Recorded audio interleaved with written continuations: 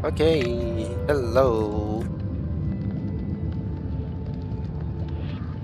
Yeah, hello. Today I'm going to continue doing my Honkai Star Rail story.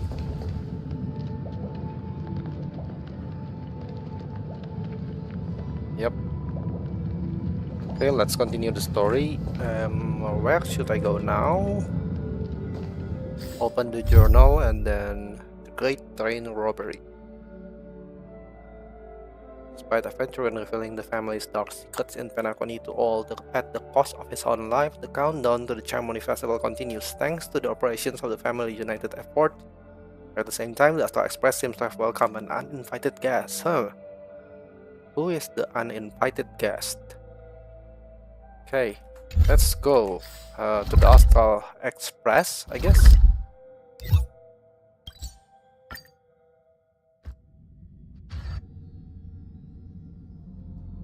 Newsflash! Penacony's Charmony Festival has entered its countdown phase. Accompanied by Clocky's TikToks, after 12 system hours, this grand celebration will commence with much fanfare. I already told you! We can talk things Oh, it's out! Boot Hill.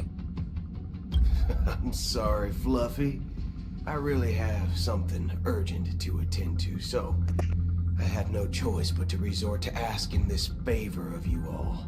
Since you already know what you're doing, I'll also have to remind you of its risks. Hey, partner, what's with the hostility? I thought pulling this thing out was just a way of saying hello. For the last time, state your identity and purpose. My name's Boot Hill, and I'm a Galaxy Ranger. Ooh. Galaxy Ranger. Galaxy Ranger? You look like you've seen a ghost. Did you think we all went extinct? Well, that's the price you pay for being off-grid for too long. The righteous heroes of the hunt would never hijack the Astral Express. I ain't hijacked anything. What, chatting with someone while holding the gun is considered a hijacking? It probably is. Pardon my frankness, but there are plenty of rumors in the cosmos regarding the Galaxy Ranger's current status, and none of them are pretty stories. I have a hard time believing you. Oh, this is hilarious. The tale that this bunch of fools spin is getting out of hand. There's even a bit about the Galaxy Rangers being turned into gibbons by Dr. Primitive, and they're in some valley screwing around on swings. Okay, so Galaxy Ranger is kinda bad guy, maybe? Of course. But I actually is know good. you won't believe me, which is also why, similarly, I have a hard time believing that you're the real Nameless. See the bullets in this gun? 9mm, an eternal classic. I may need the Astral Express's help right now, but if you're an imposter just like that one, then this bullet might just end up in my head. A story just like that one. Who is this one that Foothills referred to? I can't allow myself to be exposed to danger. That's just the way it goes. And then Hang just go away? You all have to first prove yourselves. Huh? Where are you going?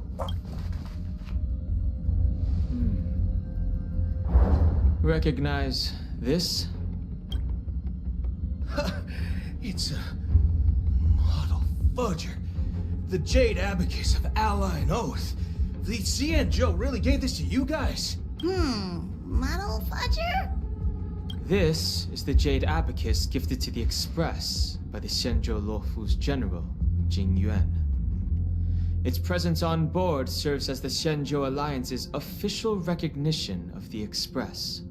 Ooh. Is that enough? Not bad, kiddo. And across these sprawling stars, a gentle squeeze is all it takes to rustle up a whole legion of Cloud Knights. Now, I reckon that'd be one fudging sight to behold. Now it's your turn. Been ages since the Galaxy Rangers had the spotlight shown on them. We ain't equipped with such fancy gadgets. But I've been around the block enough to know the way to handle these types of situations is easy as pie. All right then. Feel free to toss any questions my way. Let's see if my answers can't turn your trust. If your gut tells you otherwise, still ain't too late to show me the door.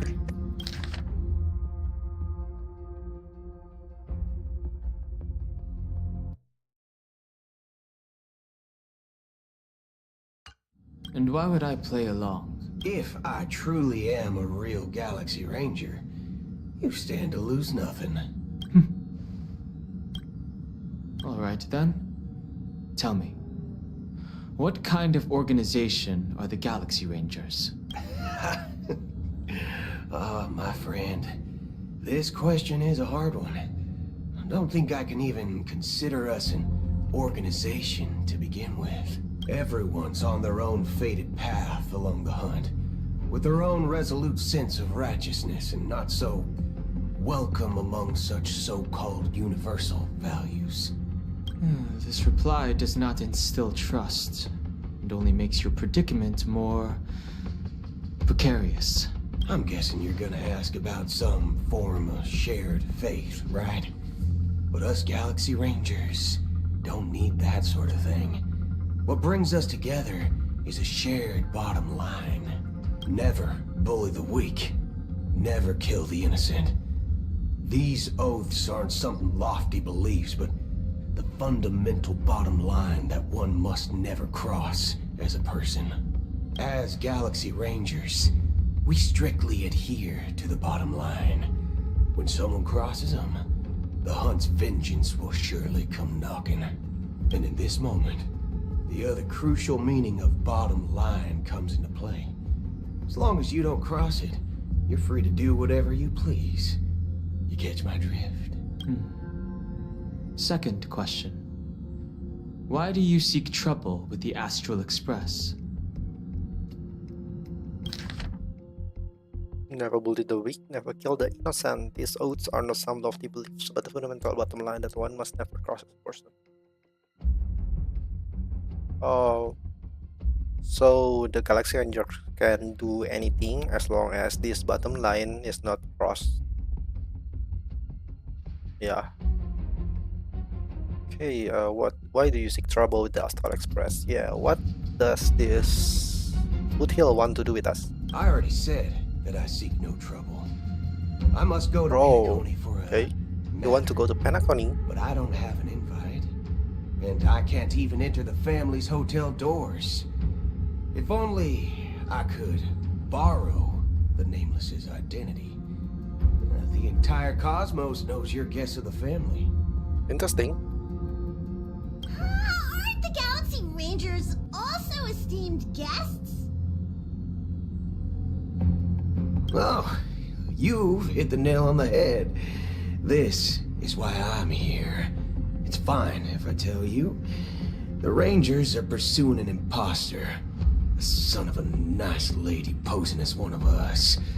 She's on Penacony right now. Oh, I think he is searching for Firefly. My informant is a memo keeper.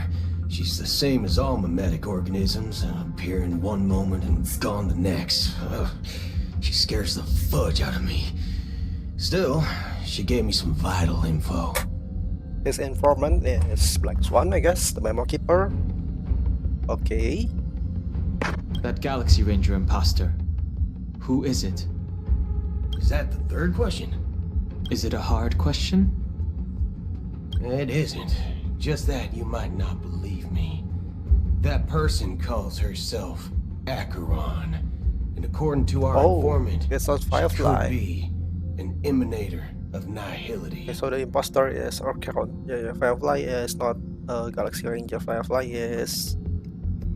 What's that? Star Hunter? Yeah. That's impossible. That's what I said. Don't worry. When I first received the news, I had the exact same reaction as you. IX never gives anyone so much as a first glance, and that's perfectly normal. What reason would they have to bequeath strength unto mortals? Then you must know that emanators can also conceal their own identities, which, for many people, it's better that way. Otherwise, there'd be wanton bloodshed across the cosmos, or even, perhaps, turning their back on the path they're supposed to follow. I had the good fortune of running into an elation emanator. Its appearance was no different than that of those clowns. If it weren't through sheer luck that I got it drunk, I would have never known of its eminent status. Even in the purest hunt, you'll find the Xianzhou Alliance under the spotlight and Galaxy Rangers lurking in the shadows. Paths are inevitably concepts created by people and exist in planes beyond our understanding. You must know that emanators can also conceal their identities. Yes, emanators can conceal their identities. And then Boot Hill ran into Elation Emanator before. Even in the purest hunt, you'll find the Xianzhou Alliance under the spotlight and Galaxy Rangers lurking in the shadows. Paths are inevitably concepts created by people and exist in planes beyond our understanding, okay? To reckon that nihility emanators don't exist, well, maybe we just ain't nihilistic enough. Oh. So, do you understand now? Your companions are in danger, and it's pretty harrowing. If you don't want to believe me, you'd best send a message to them, but I'd advise you to move fast. So according to Boot Hill, Acheron is a bad guy kind of stuff. We don't know what's happening in the dreamscape or how much of what the memo keeper said is true. And that Acheron, who knows what she intends to do.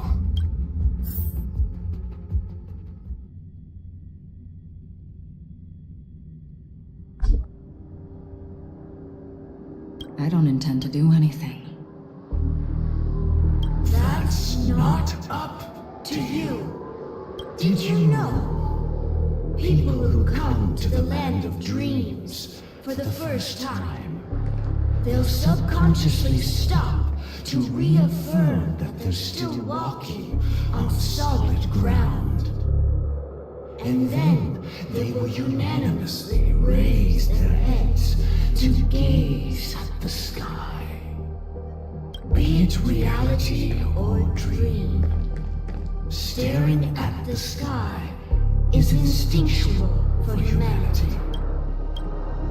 Since the day that the golden hour was completed, it's always been there, watching over every single night of decadence. But now this night sky has been mercilessly severed, dyed with the mist of nihility.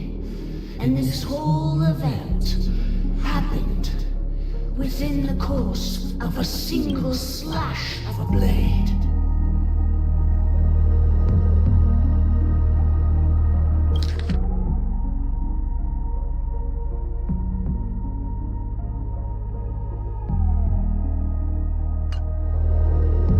its sky has been severed. Oh, A single slash of blade.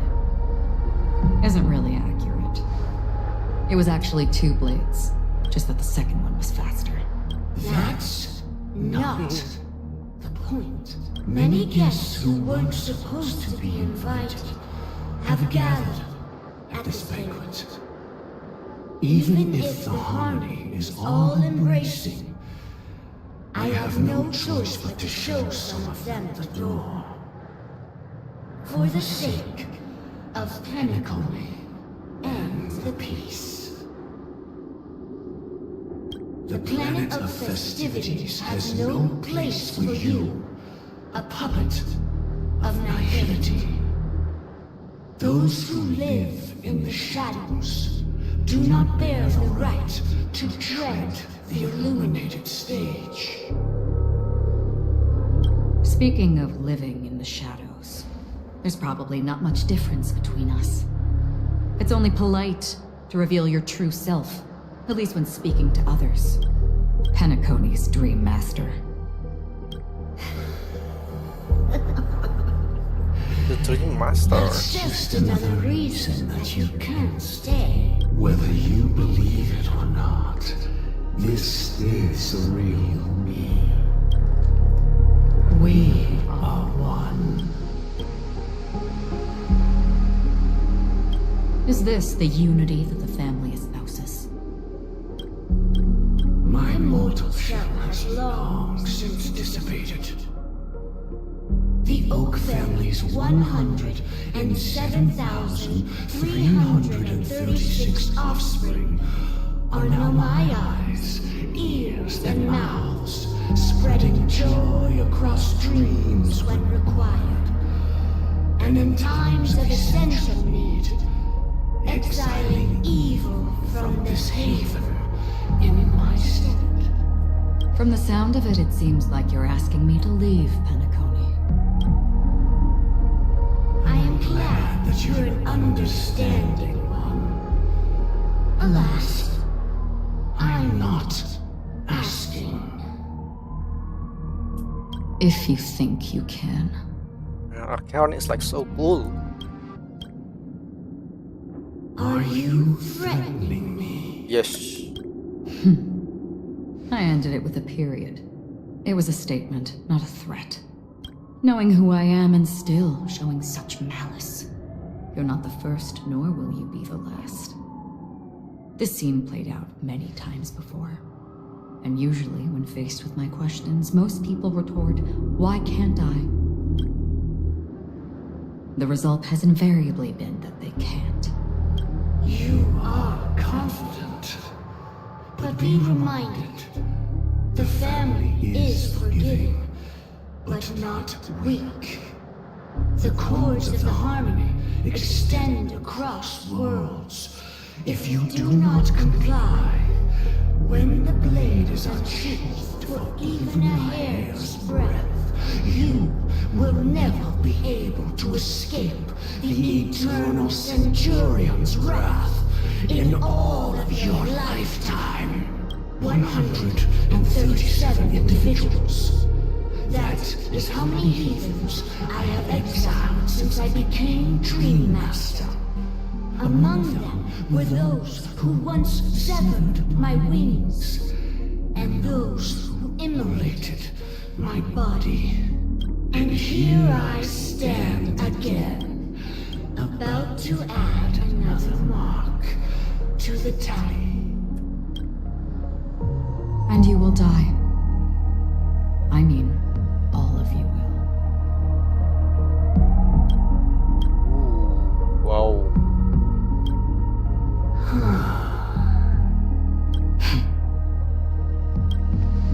But that won't come to pass. I'll do as you ask. I'll leave. A wise choice. I wasn't aware there was a choice. To you, that surely is the only option. Please bear in mind, you and Penacony are of different worlds.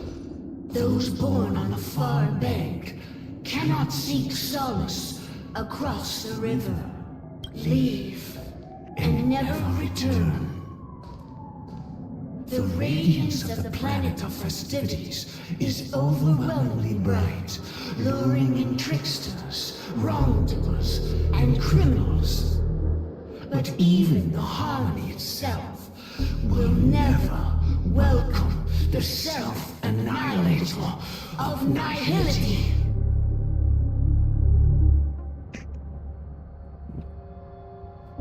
But the harmony itself will never welcome the self-annihilator of nihility. And even more so, when this self-annihilator heralds the destruction of everything.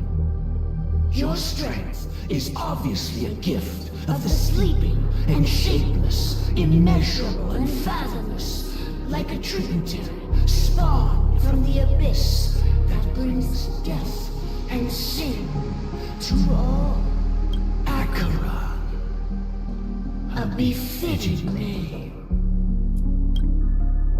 Take it from someone on the other side of your so-called river. You know better than I do that Penacony has already deviated from the harmony. Whatever your intentions may be, I foresee only one outcome. Its future holds nothing but nihility. Just like all the worlds that have drowned in their shadow. Oh, Robin POV. Attention, please. The unusual event that occurred moments ago was due to a technical malfunction at Clock Studios theme park. The family has promptly Oh, I can hear Robin's song in the background. That there have been no injuries. Oh, I swear that was no movie shoot. So many chips fell from the sky, and I even caught one of them. But it vanished in an instant before my very eyes. Excuse me. Are you talking about the Clock Studios theme park incident? Oh, Robin. What about it? Oh, Miss Robin, am I seeing things right? No need to worry. I apologize for any inconvenience caused to your delightful dream journey. What you just mentioned about the chips really piqued my interest. Would you mind providing more details about the incident? Oh, it was just those chips you normally see everywhere. The green ones? They fell from the sky as if it were raining. And then those chips simply disappeared. It appears to be the dream sim tech the Iris family has been developing. Huh? Miss Robin, you mean those chips were all part of a performance? But I really... Shh.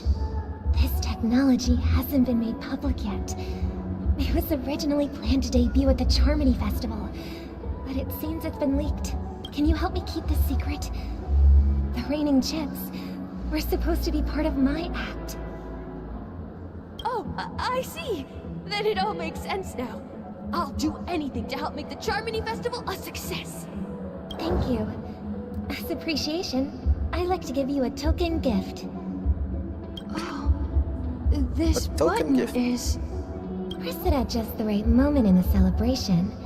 There could be an unexpected treat in store for you. All right. It looks like there are other guests who are also confused. I'll have to excuse myself. Please, enjoy the dreamscape. So many people talking about it. This commotion at the theme park definitely made waves. Oh, Robin can shoot a bird.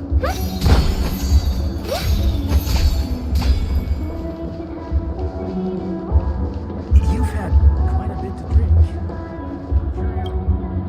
The family promised they would protect the guests within the dreamscape, but I witnessed a group of organic life forms making their way to the theme park.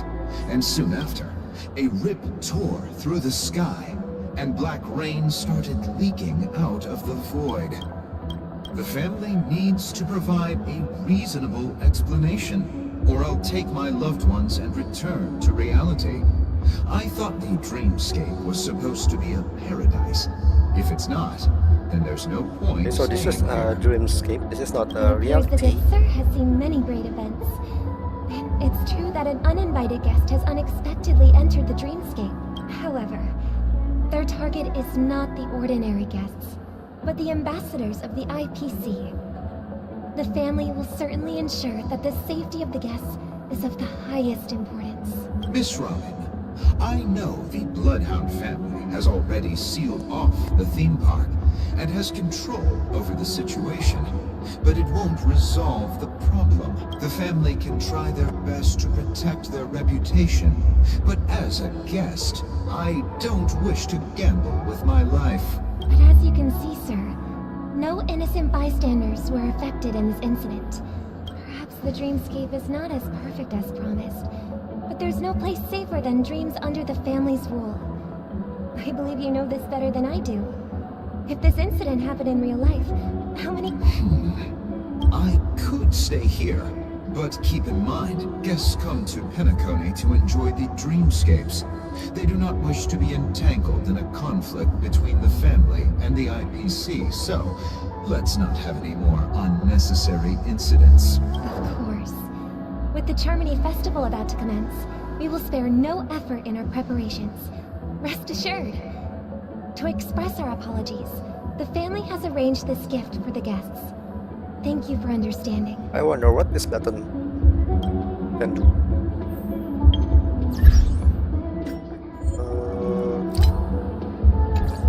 Yeah, the sound is already on max. We shall begin. Oh, okay. Hello. May I ask what happened here? Nothing to be worried about. There's been a small rehearsal mishap at Clock Studios theme park. Please stay calm. Hey, are you a fool? You don't even recognize Miss Robin? Who do you think you're talking to? I'm sorry. I've just been transferred to the Bloodhound family and... Hey, don't sweat it. You guys have a tough job. I know how it is. How's the situation looking?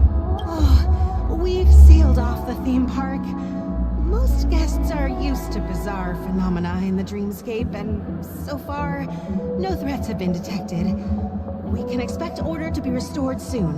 Rest assured, Miss Robin will intensify our patrols to ensure that no incidents occur. I trust you guys.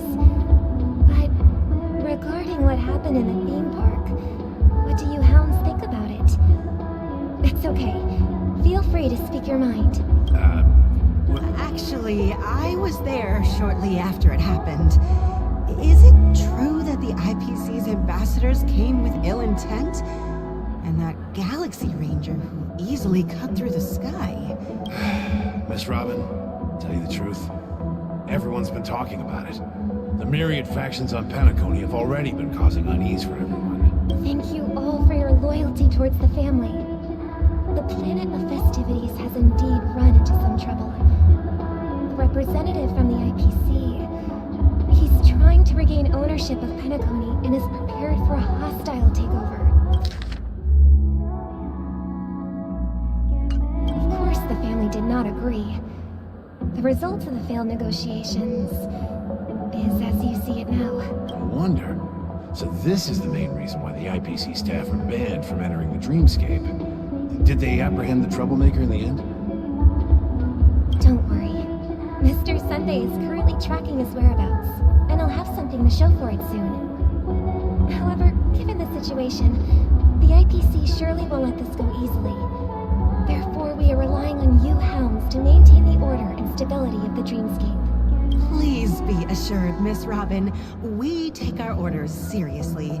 We won't let those IPC cronies get away with this. Thank you for your hard work. If there are any other members who still feel uneasy, please tell them on my behalf that protecting the dreamscape requires everyone's help. This is a small gift prepared by the Iris family for the guests. There's one for you too. Please, open it at the Charmony Festival for an unexpected surprise. I can't believe I received a gift from Miss Robin. It feels like I'm dreaming.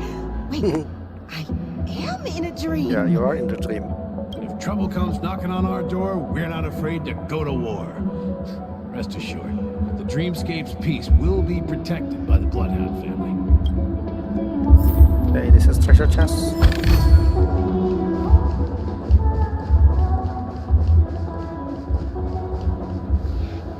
You're having a headache, sir. Miss Robin? That's the renowned cosmic superstar, Miss Robin! I didn't expect to meet a fan here. Oh, fan. I'm honored. Welcome to Penacony, a world filled with wonderful dreams. I can't believe I'm actually meeting the real Robin! Shouldn't you be preparing for the Charmony Festival? Preparation is important, but the ceremony is fundamentally about sharing the Great One's harmony with everyone. If there's a chance to sing with everyone, I will not refuse. Regarding the recent mishap, I understand it negatively impacted some of our guests. As a member of the family, it's only right for me to come forward and offer my apologies to everyone. But, are you sure it was actually a mishap? Everyone saw those chips descending like rain and the red light tearing through the sky. Claiming it was merely special effects seems a bit far-fetched. Plus, I met that generous gentleman. He looked really out of it and kept talking to himself. Is this also part of the performance? Everyone, please do not panic. I believe that the family will give everyone a satisfactory answer in due time. Even if you say so, Miss Robin, it's hard to believe.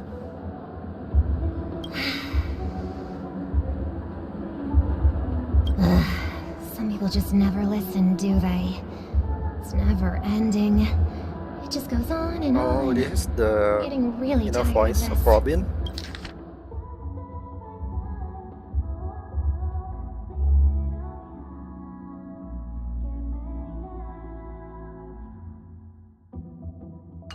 Miss Robin? Still, I suppose I should keep on helping everyone. I am the epitome of joy, kindness, and goodness, after all.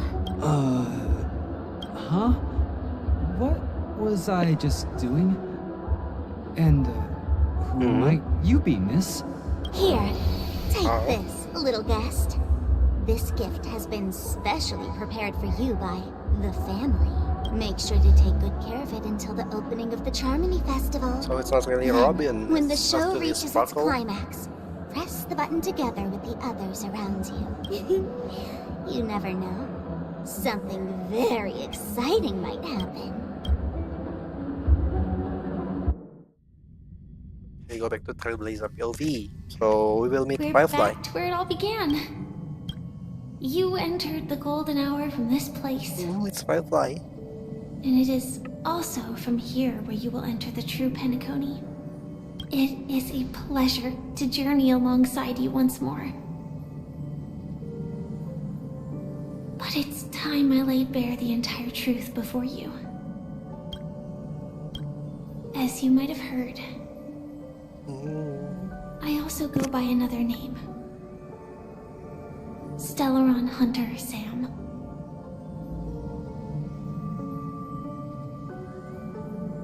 You alright? I'm fine. Sorry, I hope I haven't scared you. I know you have many questions. Do you remember when we encountered death in that strange dreamscape? When I was caught by that meme? In that instant before it killed me? I saw the reflection of another dreamscape in its ghastly pupils. So, following the clues in the script, I came up with some theories about the meme. That's why I instructed Silverwolf to issue invitations, drawing everyone to the Dreams Hotel.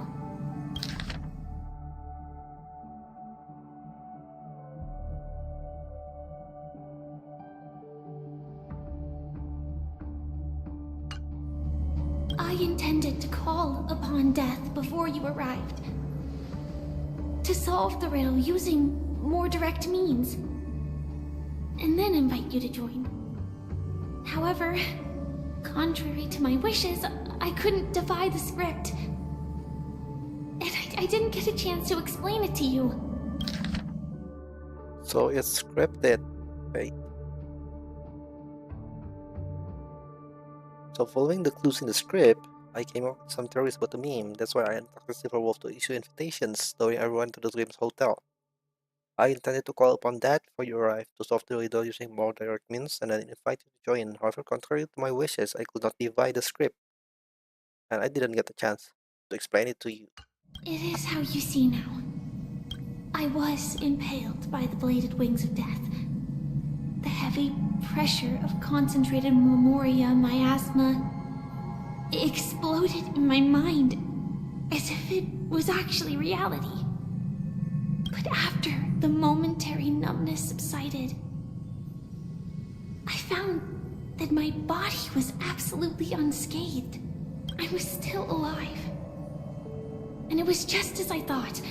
I had arrived at a place starkly different from this beautiful dream. Beneath the dreamscape of Penacony lies another, more chaotic, more primal memory zone. Its name? Land of the Exiles. Yeah, so basically, when you died in this dreamscape, you get teleported to this land of the And exiles. so, then I returned to the hotel in the dreamscape, hoping to tell you of its existence. Yet I could not reveal my own identity. So, I could only divert your party's attention and lure you away from the battlefield. And after,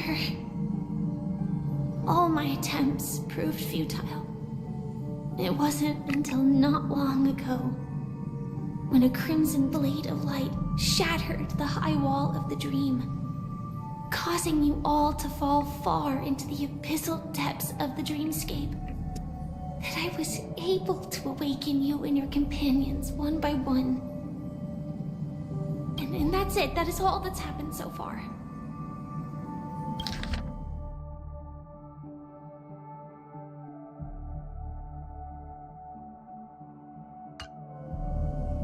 I'm completely confused. I know it's tough to believe all this without reservations. I just want to say, you are very close to the final answer. Just one more thing needs to be done. And then I can prove it to you. Now, let's leave this place. Please close your eyes. Take a deep breath and visualize the dreamscape's outline in your heart. And remember, you must not open your eyes at all times. 3, 2, 1. Don't be afraid. The one who has come to greet us has arrived. After a piercing screech and ferocious surge of memoria crashed into your chest, turning and ravaging, your consciousness became like a scraps of paper caught in a whirlpool, breaking apart, dissolving, and dispersing within the turbulent music current.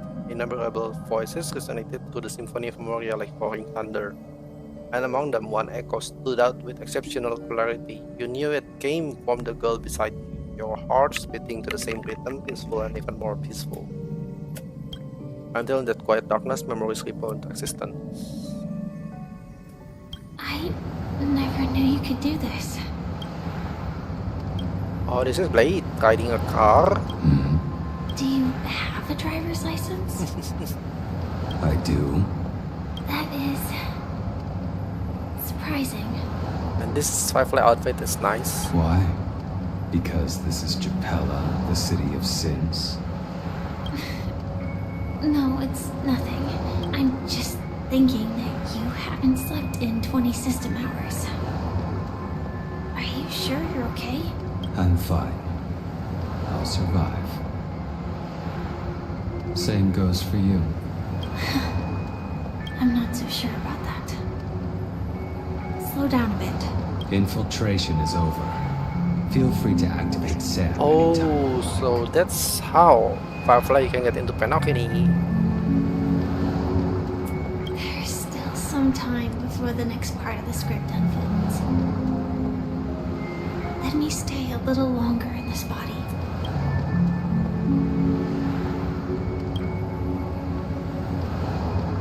Such a long tunnel. Didn't feel this long when I set off. In half a system hour, it will lead us to Kafka. And then comes the downfall of the Japella Brotherhood. Is that also part of the script? It's in your script too. Sorry. I didn't notice. Their destiny won't change just because of your selective ignorance. I told you before, it's a bad habit. What about you then? Is this the moment you finally find the death you've been looking for? As always, it's a blank slate. It's not on this planet. Why the sudden inquiry? Because I'm currently in a car with a sleep-deprived driver. I just want to get there in one piece. This car has full self-driving capabilities. I'll just put my hand on the steering wheel. Will that do? Hey, don't take everything so seriously. Elio would always say there's only one type of destiny. The inescapable type. He can see the future, and we, likewise, are aware of our predetermined end. But before that moment arrives, we can still choose what we do. We all have this right, don't we? After today, Japella's name will disappear from cosmic history, and the Everflame Mansion will take its place. In the not-too-distant future, you'll receive an invitation. That's your next stop. Land of the Dreams. Penacony. Firefly voice is like so soft. Be it answers or salvation.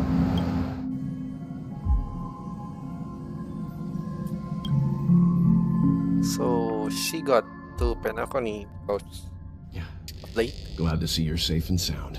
Hello, Welt. Let's find this now. Close your eyes. This is the answer. Isn't it incredible? The monster that we have always known as Death is actually the guardian of the land of the exiles.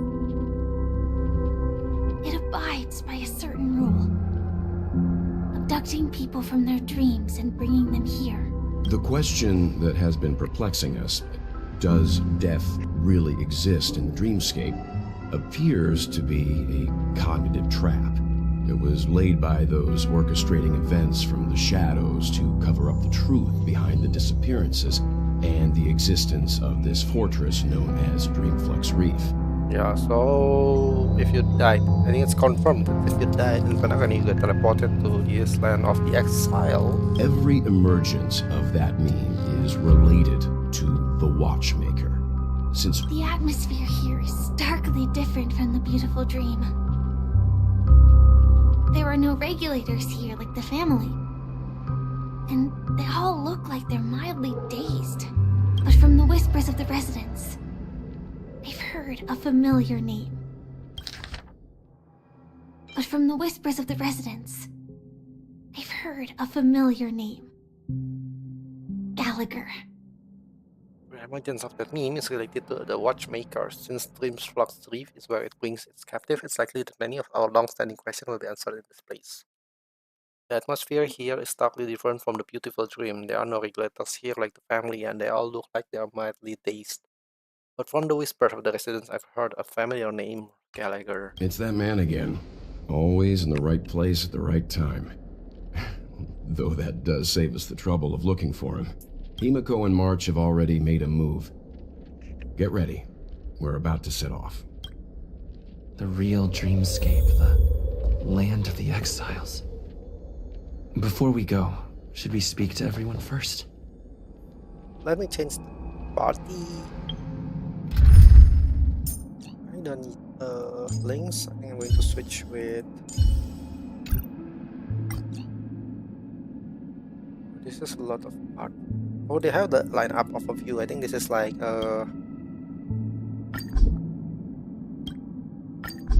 is this like Genshin? Okay, I'm going to time out. I'm going to switch out links. Next one, okay, inside Kafka, and yeah, I think this is good. Something on your mind? Let's talk about it. No wonder Miss Acheron is so averse to drawing her blade. It's hard to imagine such terrifying power could reside in an ordinary sheath. If it weren't, don't feel burdened by this. Even without that Stellaron inside you, Aventurine would still have found other methods to accomplish. During your investigation, he shared a vital piece of information. Mikhail, the former watchmaker who collaborated with the family to construct the Penacony, were familiar, but this is precisely where the problem lies. You were clearly investigating a murder, so then why, as a security officer, is he changing the subject to talk about his... And now, with Firefly mentioning his name again. Before we found you, she'd already revealed her Stellaron hunter identity and shared a lot of information. Who would have thought that the Molten Knight's true identity was actually a young girl?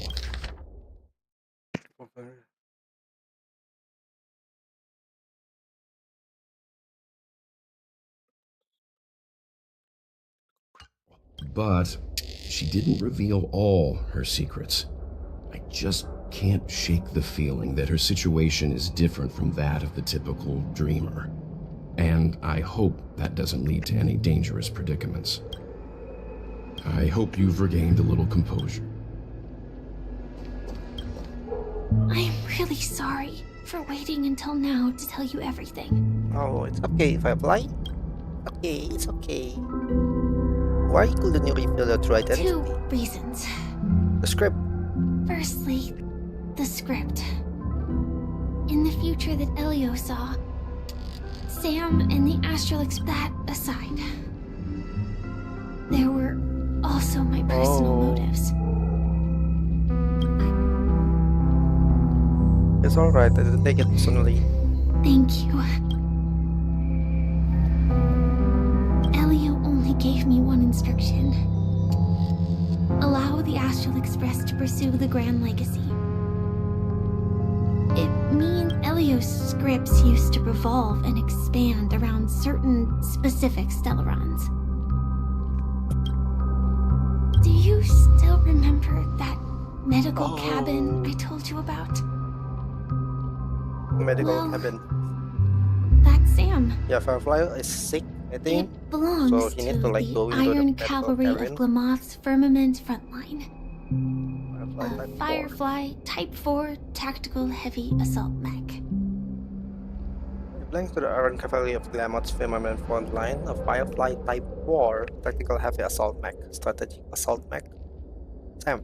It is the cradle of my vitality. And the meaning of my birth. And for the longest time it was... The time scale of Dreamflux Reef differs from reality. So we mustn't lower our guard. Okay. Yeah, let's proceed, I guess. This place looks dark, you know, Keep going like straight a down jail. this alley and it'll lead to an elevator. It'll take us to the center of the land of the exiles. Hi there, friend from a distant land. You are so happy you're out of place. I hear the sir. Watchmaker's legacy is right here.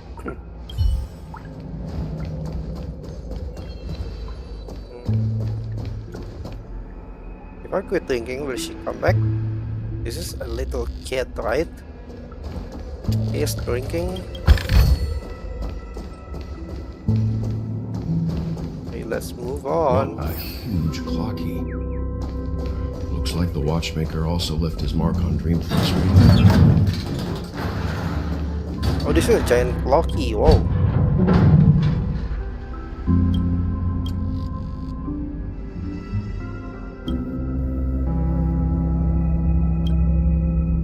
Beautiful dreams are always sure to fade away under the corrosion of nightmares, but Clocky's smile is eternal. That is one big Clocky.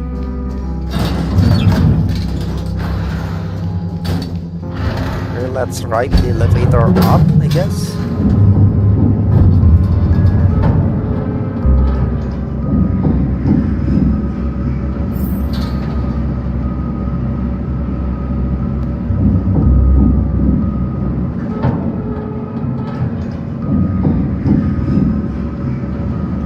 Where do we go? We'll just keep rising up. Unbelievable. To think there's a settlement of this size within the dreamscape. If all beyond the family's reach. Oh, this place is so cool.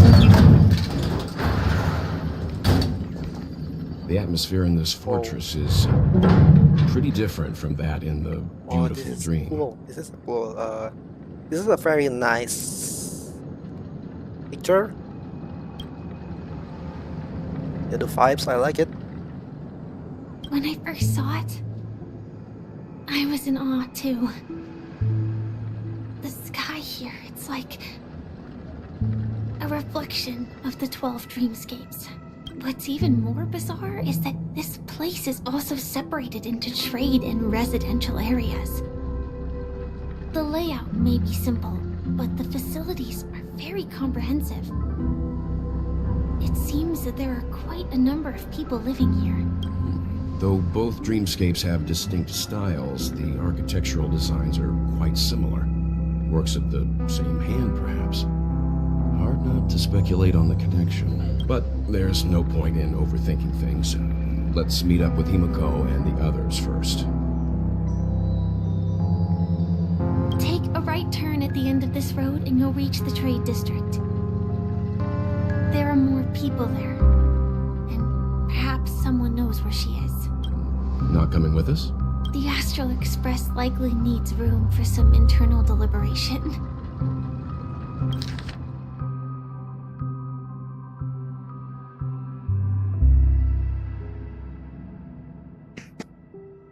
Oh, so we are going to split up. I'll try and locate Gallagher. Sure. Let's reconnect later. Okay.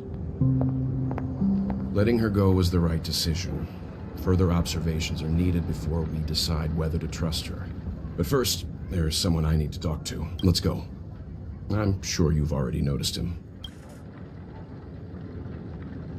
Misha? He's right over there. The Reverie Hotel's bellboy. How did he end up here? And we'd better check. Just... Okay, so Misha is here. For me. What is he doing here? Huh? You're the guest from before. We meet again! And a new friend. Hello, Misha. I'm Welt. We met in a dream. Oh. And who might this be? Tick-tock! Old friend and new friend! Let's high-five! Mr. Yang, you are still young at heart. Your memory zone mean? Nope. Clocky is a good friend of mine. We all live here. How did you two get here? This dreamscape isn't supposed to be open to the public. I wonder if it has something to do with Sleepy. So, this is your home? Who is Sleepy? Yep. After my work in the beautiful dream ends, I'll go back home. Commuting used to be more convenient, but ever since travel became cumbersome, Sleepy started ferrying people back and forth between the two dreamscapes. This... Sleepy. Can you describe what it looks like? Sleepy is a memory zone meme. Looks Sleepy is dead. many eyes, but it's actually really well behaved. Gallagher's been taking care of it. Oh, could it be that? Based on the description, that meme is indisputably death. Nightmare for the family, but for the people who live here, well, that couldn't be further from the truth. Death? Not in a dream, surely. Sleepy's just a little... I see. Has it brought back any guests recently? Say, in the last day or two? We're currently investigating a missing person case that occurred within the beautiful dream. I see. Then you'll have to speak with Gallagher. but he's currently busy hosting a visitor from the Oak family and specifically asked not to be disturbed. Mr. Yang, the person you're looking for, is it Miss Robin? Just as I thought. Considering what happened with Miss Firefly, this doesn't come as a surprise. If you're looking for Miss Robin, I can lead the way. She told me that she'd be willing to meet with outside guests. Oh, so Robin is also It's here. not too much trouble. I guess Sunday is also Also, here. we're looking for our missing companions. A woman with red hair accompanied by a girl with pink hair. Have you seen them? Oh, I haven't. But please, rest assured. Dreamflux Reef is a small place, and it's not as bustling as the beautiful Dream. But its safety is unmatched. How about this? She's gone to Mrs. Since it's your first time here in Dreamflux Reef, I'll be your guide and help you find your companions, and then we can all go visit Miss Robin together. That's the idea. Races to visit the children. She won't be leaving anytime soon, so there should be enough time. Okay, so Miss Robin is visiting Mrs. Grease. All right then, we'll follow your plan. Okay, I'll follow you, Misha. Well, we now know the answer to both murder cases that have caused such commotion in Penacony. As for the intentions of the mastermind behind it all, we're still none the wiser.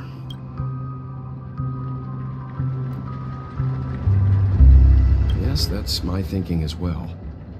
I'm not entirely certain, but we still have to find him one way or another. Say, you mentioned before that you saw a clocky that only you could see, right? Yes. Yep, yes, right there. I can't shake off this strange feeling. Am I really still so young at heart? Forget it. It's not important. We'd better just follow Misha.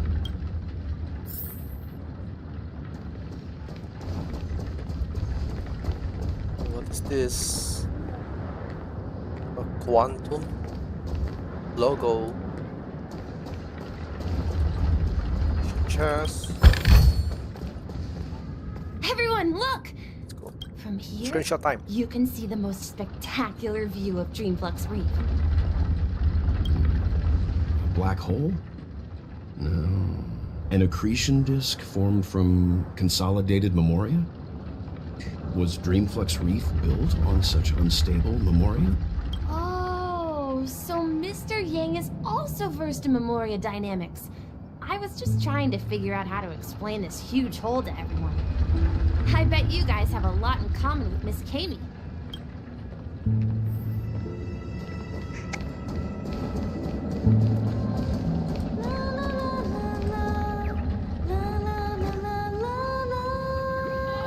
Oh, she sing the Robin song.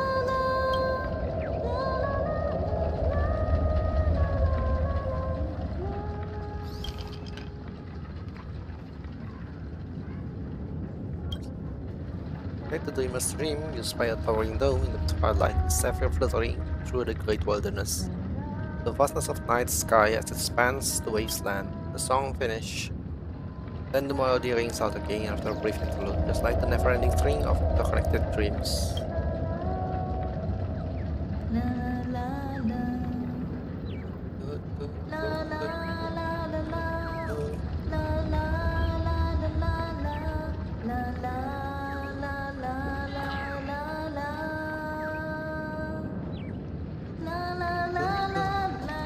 Look! There she is!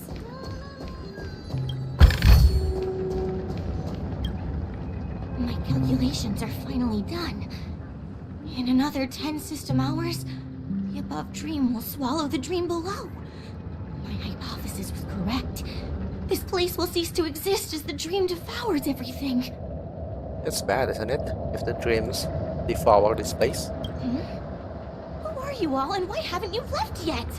This place is about to disappear. And why aren't you leaving? I'm Kami, a dreamscape surveyor specializing in Memoria dynamics, and this is my life's work that I'm researching. See that huge gaping hole? It was just a narrow rift many years ago, but now it's grown into a giant hole. The surrounding Memoria has been flowing towards the other end of the hole at a constant velocity, slowly but surely. But the scary part is, according to my calculations, the flow rate of Memoria has recently changed, and it's faster than ever before. It's almost as if something is sucking it in from the other side. By constantly improving upon Madame Rosalina's Memoria measurement method, I've finally obtained accurate results. After 10 system hours, the Dreamflux Reef will cease to exist. Just like the melting of glaciers, everything will crumble and disintegrate. Please don't worry. This sort of thing has happened many times before. Miss Katie isn't a bad person. She's just a bit lost in her own world. I see. You don't say. There was something else that piqued my interest. Who is Madame Rosalina? Oh, do you know her too? Or are you also a fan of... We're very interested in Madame Rosalina's achievement. Why, of course! She's an excellent scholar of Memoria dynamics, and the first person to apply Memoria rate measurement methodology on interstellar travelers. I do not understand all about this Memoria rate stuff. Regrettably, due to the presence of the Garden of Recollection, ordinary people don't pay much attention to the nature of Memoria.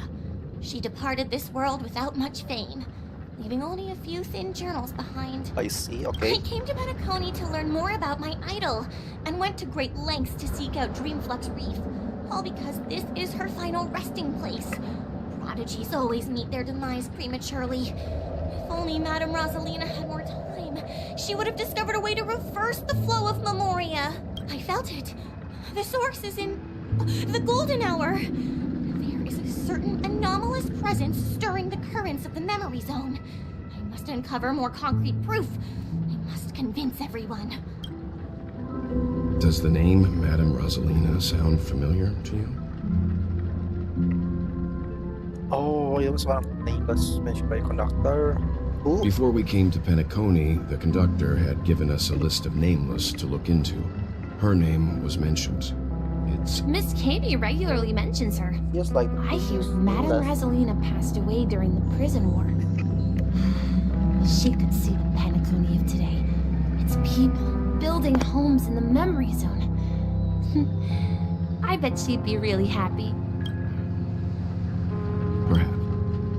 Our destination is the commercial district. That's where the largest crowds gather in Dreamflux Reef. We might be able to find the others there. Hey, let's go to the commercial district. I see Mark. Let me go! Ghost! There's a ghost! Don't come near me! Oh my. I'm human and so are you. Can you get a grip? Mr. Yang and Mr. Trailblazer, I've been waiting for you. Quickly, come help. I bumped into a member of the family on the way here. He was so scared and I just wanted to calm him down. But... Let me go! Let me go! I've only done good in my life. Why can't I rest in peace after death? Well, this is how it turned out. Ha ha, you're a regular comedian. He thinks he's dead. Although, when I first fell in, I also thought the same. Dear guest, this is not the afterlife. This is Dreamflux Reef. That's right. Did you hear that? Repeat after me. Dreamflux Reef. You're talking to someone invisible. If I'm not dead, what am I?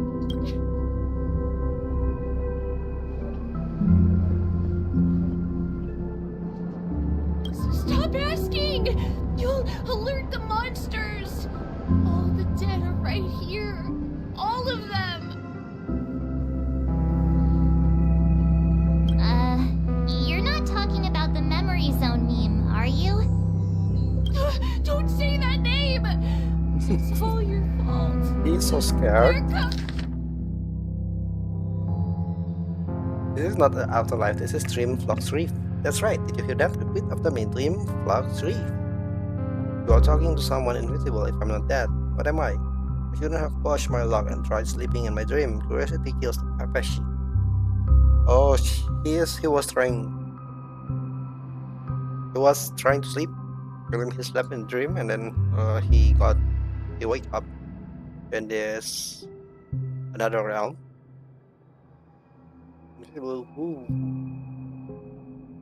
Coming! Oh!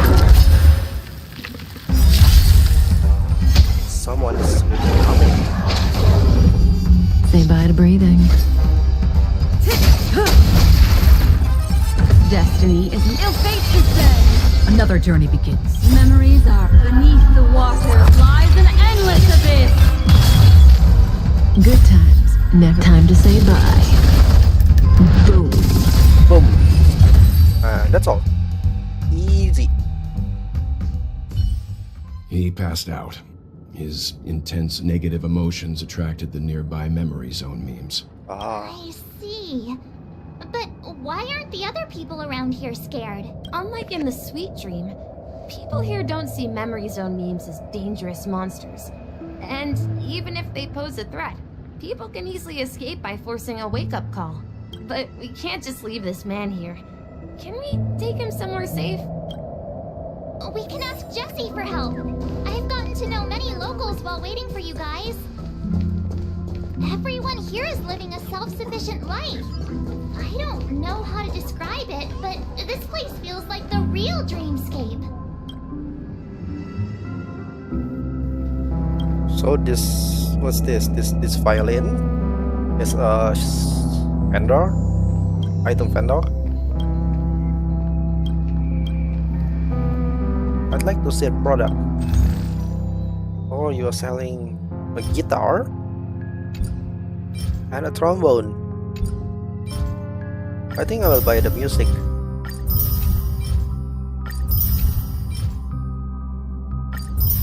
Okay. I knew you couldn't hold your liquor. Tried to warn you too. The NPC in this game has a lot of variation. I like it. There's a chest, okay, and a board. Genius like this. Point on Jessie. Wait, the drum here? Harmony does not understand rock and roll at all. Evening, Jessie. Is it evening? Yeah, is it evening, March? Welcome, Miss March. Who might these be? These two are my friends. As for the man lying on the ground, he's a scaredy cat who fainted from fright. I see. Another poor guy who accidentally ended up here. I'll take care of him. There have been a lot of new faces lately. Things must be tough in the beautiful dream. The few remaining havens of freedom in Asdana will soon face trouble. Do such things often happen here? Not really, but they're becoming more frequent now. Guess it's when this man has had quite the shock. Could you help me find a Halovian lady, March? Her songs can heal mental wounds. A Halovian lady? That must be... Wait. Do such things often happen here? I see another poor guy who accidentally ended up here. I'll take care of him. There have been a lot of new faces lately. Things might have been thought in a beautiful dream. The few remaining havens of freedom in Astana will soon face trouble. Oh, okay. So a lot of people got transferred here, so it means the Sweet Dreams, which is Penacony, is going to collapse soon. Halovian Lady, March. Her song can heal mental wounds. Halovian Lady, Robin. Yeah. Robin. She's also here in Dreamflux Reef. Huh? Robin? But I thought she... Oh, right. If Firefly is here safe and sound, then it means Robin must be okay too. Misha is about to take us to her to find out what happened. But before that, let's meet up with Himiko. You were with her earlier, right? We met some stowaways in the residential area. Most of them came from neighboring star systems. I heard that places like Dreamflux Reef are scattered throughout the memory zone of Asdana, like islands in the ocean. They existed before the family arrived. I also heard that when Dreamflux Reef took shape, it was the center of all dreamscapes in Penacony. If that's true, it's no wonder there are so many similarities between this place and the Sweet Dream. Himeko must be gathering information. Let's hurry up and get going. Let's find Himeko. I'm going to I think I remember that I can increase Igolon. Serving under the 10 lords as a judge of souls that come to the world of the living to enforce their will.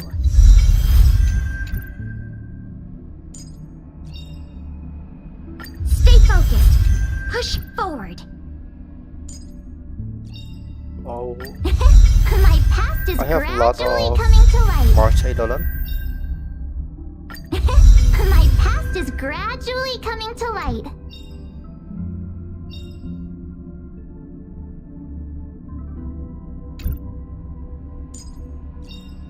Life's just like a game of tiles. You never know what's gonna come up next. In the obscure prophecy of Dream, a star from the heavens has enlightened my path.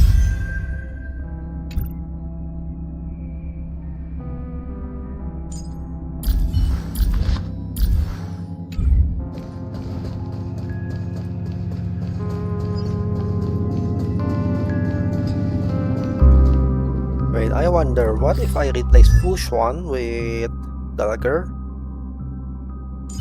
I leveled Gallagher up already, so...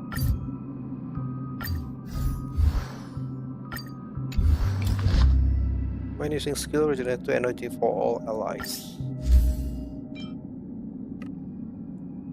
Like when they use the ultimate by 50%. I think energy regeneration is good for Gallagher, right? And then the relic. I think I'm going to use maybe Natasha's relic. Yes, I don't know. I think the good relic is the one that increase like maybe energy regeneration.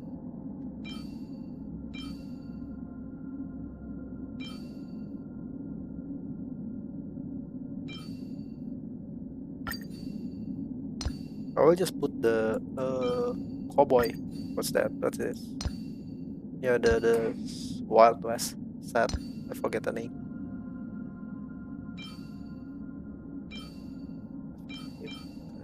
That sounds good. I don't have a proper body piece. Quickly.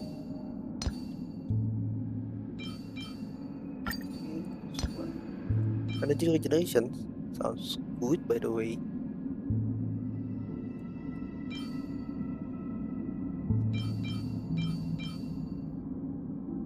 But this is Link's cone. I'll just use the attack cone for now.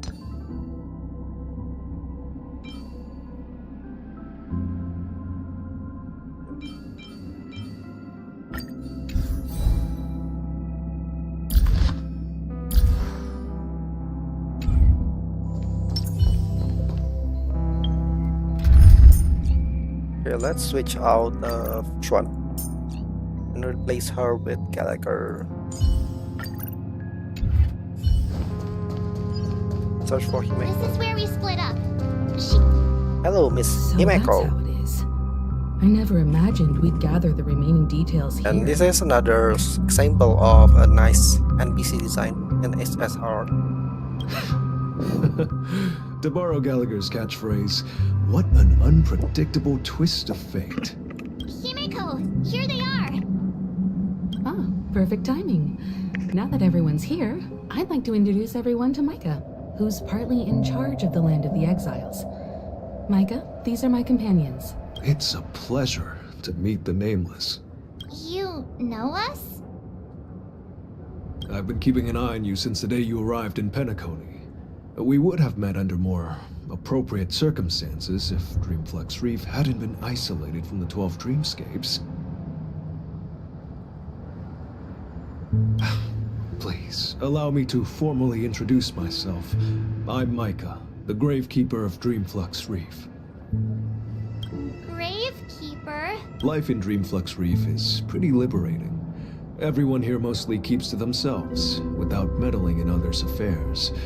My daily task involves cleaning a few tombstones. You're too modest, Micah. When lost dream chasers stumble upon this place, you're the one who takes care of them, guiding them back to the sweet dream, or showing them how to survive the wild dream chaos. So, guardian of sorts. Were you talking to me, Mr. Yang? On that note, Mr. Mika, which tombstones are you referring to? We didn't come across any graveyard when we arrived. It's a pleasure to meet the nameless. You know what? I've been keeping an eye on you since today you arrived in Penacony. We would have met under more appropriate circumstances. I've been keeping an eye on you since It's a pleasure to meet the name. Gravekeeper? Life in Dreamflux Reef is pretty liberating. Everyone here mostly keeps to themselves without meddling in others' affairs. My daily task involves cleaning a few tombstones.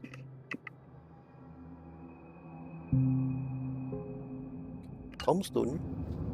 They're actually just symbolic stones. But since you're curious, but before that, you have an important guest joining you. An important guest?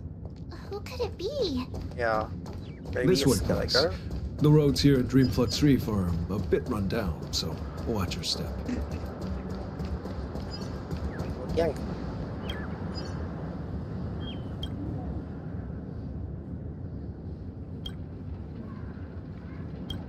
The manhole cover abundance, what is that?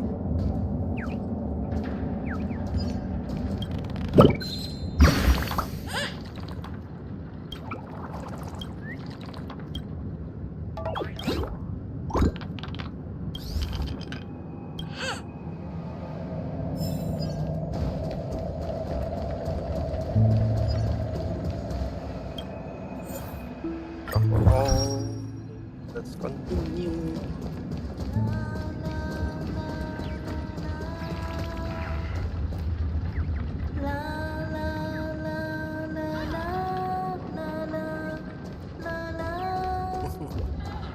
I really like how the developer make this game feels a lot more lively. You know, with people singing and stuff. There she is. Robin! Hello, Robin! Everyone sang so wonderfully. It's not often that I tried this music style, but I've gained some valuable insights from it. Oh, I can't thank you enough, Robin. Well, these kids have made incredible progress in only a few days. It was nothing, Grace. I merely taught them how to sing. It was you who brought hope into their lives. Life must be quite difficult for them in reality, I imagine. That's right. Whenever it's time to say goodbye to these kids, they're reluctant to leave. But I've explored every corner of Dreamflux Reef, talked to everyone I met, and they all told me the same thing. This shattered dream is not worth clinging to. It seems you truly are a child of the Harmony. Emma and Andy are orphans I took under my wing. Carol there, with her blind eyes, used to work at a nutrition center in the outer ring of Penacony. And as for Gary, he's been living with autism since he was a child. They're not old enough to enter the sweet dream managed by the family.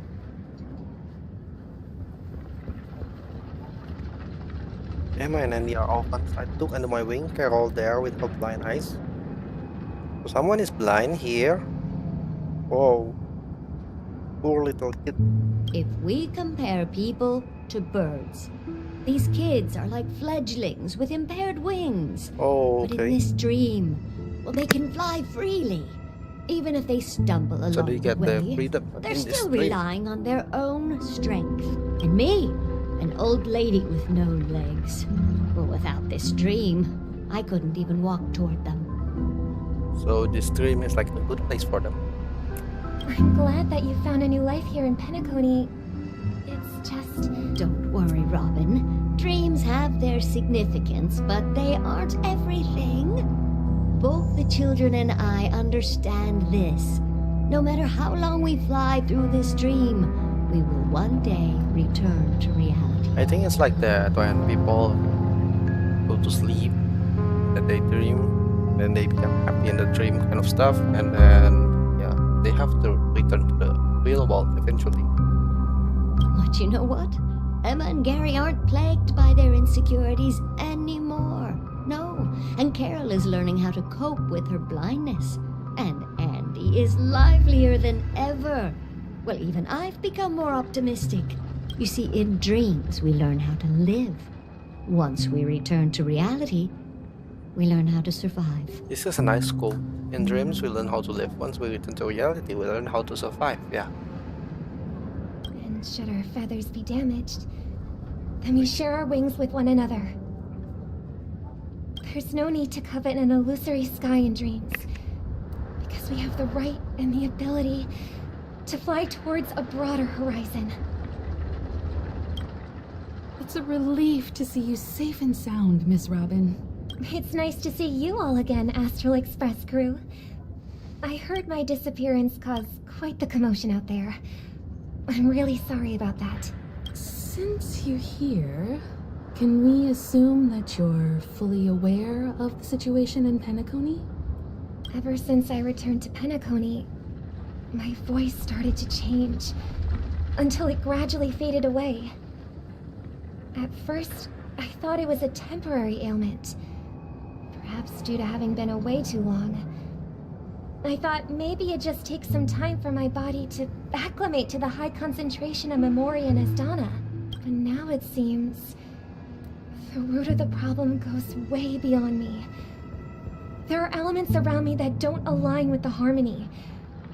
Losing my voice is just one of the signs of the Sweet Dreams collapse. The Sweet Dreams collapse? That memo keeper mentioned the same thing. So it's real. While I was away from Penacony, the boundaries of the 12 dreamscapes kept expanding outward.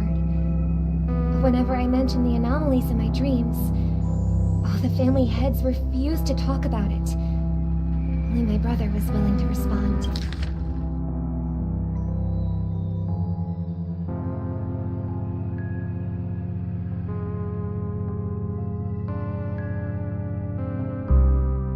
The boundaries of the 12 dreamscapes kept expanding outward, but whenever I mentioned the anomalies in my dream, all the family heads refused to talk about it. Only my brother was willing to respond. Later, I discovered the secret letters from the IPC ambassador, which further convinced me that there are hidden secrets beneath the surface of Penacony. So, following the clues in the Oak family's dossiers, I found my way here, the land of the exiles, concealed by the family under the guise of death. A dream within a dream, where Penacony's past is buried. Hearing you speak, it sounds as if your voice has made somewhat of a recovery. I hate to admit it, but the harmony in this place resonates more broadly than within the Sweet Dream. It's regrettable, but the family has experienced betrayal. The traitor, or traitors, abandoned their original principles and, using the name of harmony, exploited people's weaknesses to turn Penacony into the planet of festivities, trapping everyone in the illusion of the Sweet Dream. Later, I discovered the secret letters from the IPC ambassador, which further convinced me that there are hidden secrets beneath the surface of Penacony. So, following the clues in the Oaks family dossier, I found my way here, the land of the exiles, concealed by the family under the guise of death. A dream within a dream, where Penacony's past is buried. So, this is Penacony's past. Okay, hearing you speak, it sounds as if your voice has made somewhat of a recovery. I hate to admit it, but the harmony in this place resonates more broadly than within the Sweet Dream. This is regrettable, but the family has experienced betrayal. The traitor or traitors abandoned their original principles and, using the name of the harmony, exploited people's weakness to turn Penacony into the planet of festivities, trapping everyone in the illusion of the Sweet Dream. Ooh. This is not the strong defending the weak, but rather the strong exploiting the weak. A world without equality won't ever be favored by the harmony. And naturally, those voices blessed by them have lost the ability to sing. Could there be another force influencing the family's shift in philosophy, Miss Robin? Considering what happened with Acheron, it's difficult to conceive of another entity within the realm of the harmony capable of influencing everyone. Unless a power surpassing that of an emanator is involved. I'd heard about what happened to the Xianzhou Alliance. But as far as I'm aware, the family hasn't faced any such external interventions. Who knows? Perhaps I've just been away too long and missed something. Regardless, I cannot accept my home is moving towards the very opposite of what the harmony represents, while still claiming to uphold it.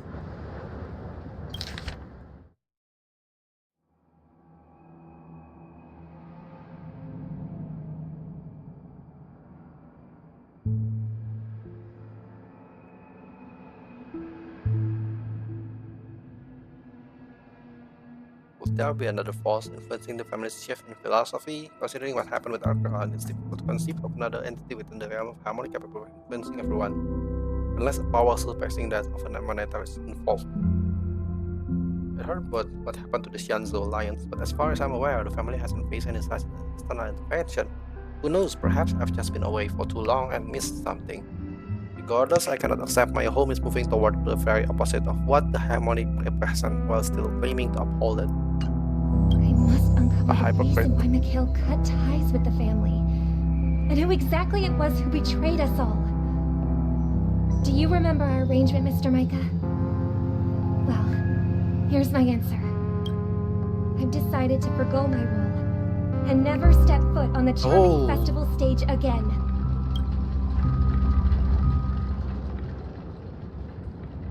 Look here, brother. A little bird. It's little Robin. Looks like a fledgling Charmony dove. But Charmony doves don't live here. So how did this little bird get here? Maybe its parents abandoned it? It looks weak and frail. Why don't we find something soft and make a nest for it? This place is too dangerous for a fledgling. Let's take it with us. We can put it on the wooden shelf in front of your window. Okay. A bird like that must have a beautiful singing voice. But where will it live? I'll ask the family head to build a cage for it. A cage? Let's see. What is it that has captured the attention of the two best interpreters of the Great One?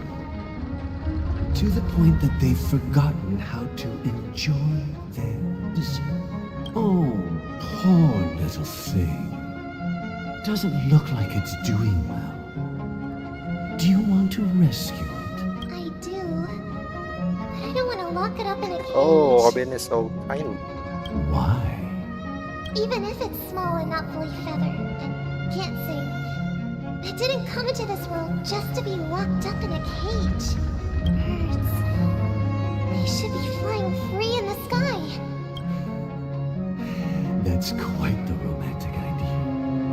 And what about you, our young scholar? Do you agree with your sister? I think she's right.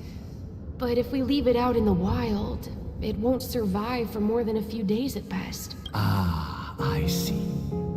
It seems our little scholar is still a bit unsure. Well, as you probably know, Charmony doves can fly through the air. When they fly really high, the friction caused by the flapping of their feathers against the atmosphere creates amazing lights, so that they look like shooting stars. We've seen this spectacle so many times that we think it's just something they can naturally do. But that's not the truth. Their radiant display is the result of countless struggles against nature over generations. Their ancestors were too weak to survive on the ground, So, to escape predators, they started seeking new opportunities in the air. After countless attempts by many generations, one of them finally figured out how to fly. It soared into the sky and never looked back at the ground again. So, you mean birds aren't born to fly? They find a way to do it through their determination, right? Well, that's an idealistic way of putting it. So, what are your thoughts, Sunday? I think people believe birds are meant to fly because they've never seen those birds crashing to their death. I think people believe birds are meant to fly because they have never seen those birds crashing to their death.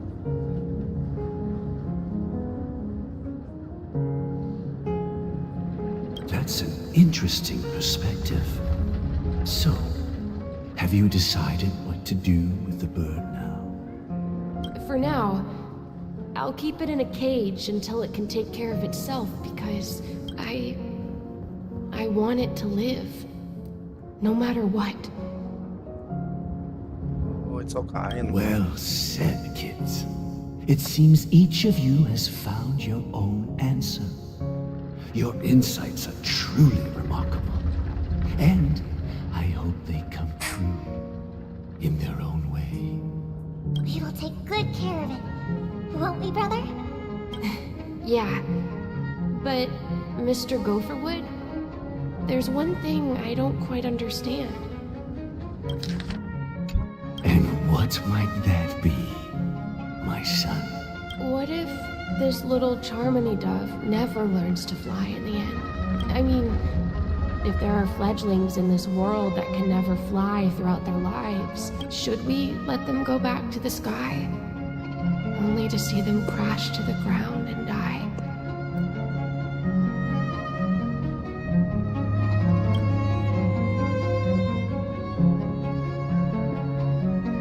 Talking in your sleep, birdie? Wake up. Time to wake up.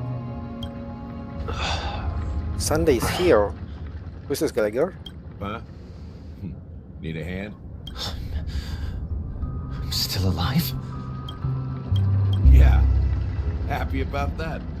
Can it be that Gallagher is actually a nice guy and then he want to teleport people to these other realms so he can like maybe discuss about the traitor? Where is Robin? Tell me. No. I knew that was going to be the first thing you'd ask. Don't worry, your sister is here, safe and sound. She's probably walking around the streets now. If I were you, I'd be more worried about myself. After all, right in front of you is the guy who just stabbed you in the chest with a dagger.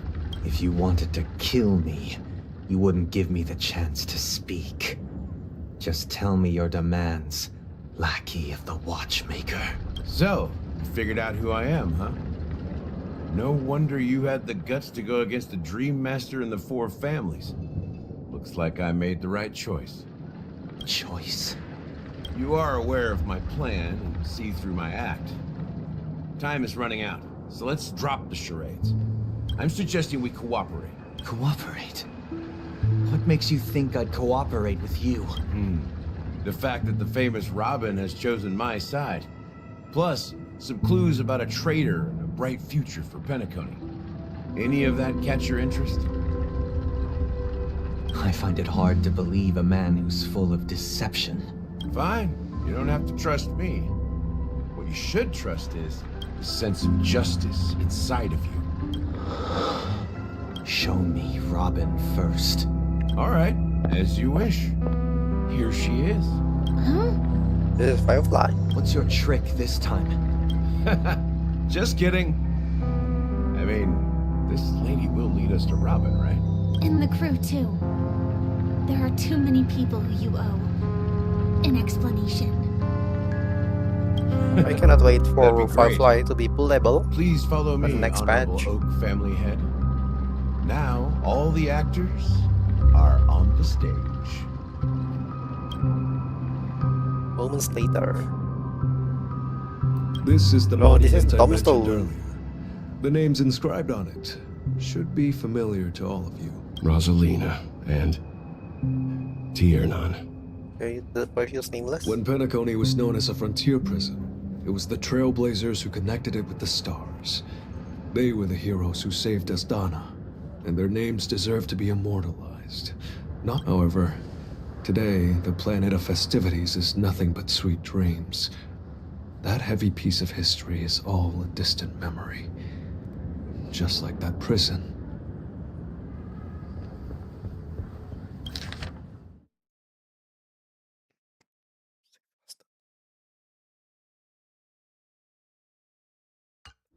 Their names are inscribed here. Then that means... According to Micah, they died long ago. Rosalina was killed during the War of Independence.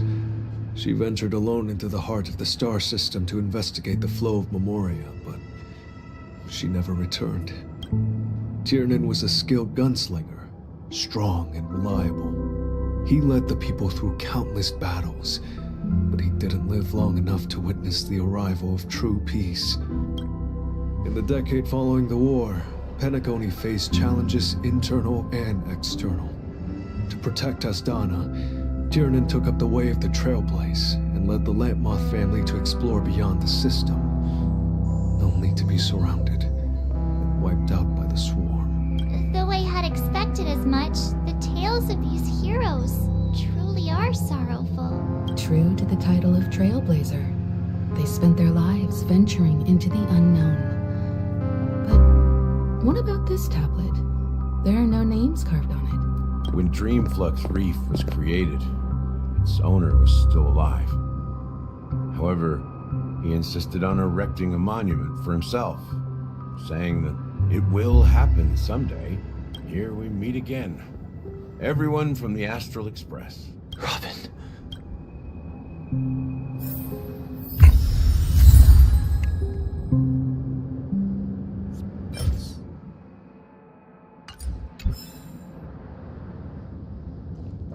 I brought Gallagher here. It's time to face the truth. Let's face the truth. Huh. Misha The and atmosphere sure is Mika. livened up with all these people Why in does here. the name sounds pretty much kinda the same? Micah and Misha. I did my job. I gathered everyone here. Robin and Sunday. Brother, There's no need for words. You're safe, Hideyokata. and that's all that matters. brother. There's no need for words. Okay, I promised to give the siblings some privacy, so let's talk about our business first. What do you say? That sounds sensible enough. Since you went through the trouble of gathering the family heads, the crew, and the Stellaron hunters, I'm guessing you have something important to say, Mr. Gallagher? Oh, is it that obvious? Yes, it is. The look on your face is practically screaming I'm the one behind all this. You're right, Mr. Yang. It is indeed time to come clean on everything. The siblings already know what they need to, and they've made their choice. But you, Nameless, arrived a bit late. So it's only fair that I answer your questions. Before we begin, let me reintroduce myself. I'm the founder of Dreamflux Reef, the deputy of the Watchmaker, and the one who sent out that invitation. As Gallagher, the history fictionologist, I humbly extend... History fictionologist? So what, everything you told us was made up? Well, don't worry. Almost everything I shared was true. Well, except for the part about the family accepting me back. I double-checked with Micah, and everything he said about the family, the Watchmaker, and Mikhail is true. Thank you for your understanding. Now let's get down to business. I'm sure you're all wondering why I went through the trouble of setting up this battle for the legacy, inviting different factions, stirring up a ruckus all over Penacony. Well, It all boils down to something very familiar to all of you. The Stellaron. The Stellaron? But how is that possible? Penacony is a free-flowing interstellar hub. There are no signs of contamination whatsoever.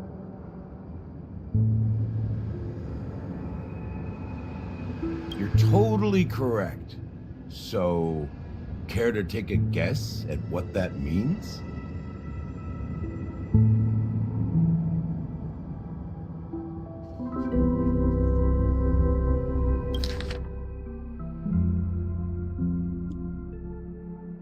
Now let's get down to the business. I'm sure you're all wondering why I went through this trouble of setting up this battle for the legacy and fighting different factions and setting up oracles all over Penacony.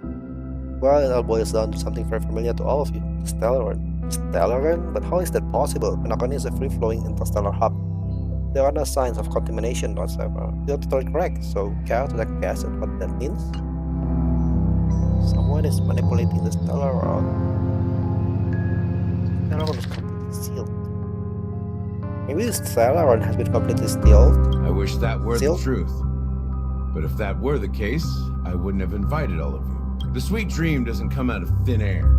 If you think of the memory zone as the sea, creating the land of the dreams is like filling that wild ocean with earth to make an island.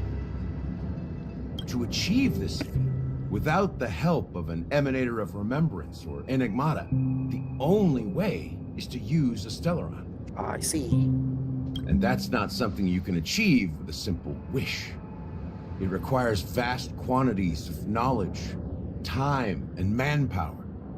I'm sure you get what I'm hinting at. In Azdana, the planet of festivities itself is a Stellaron disaster.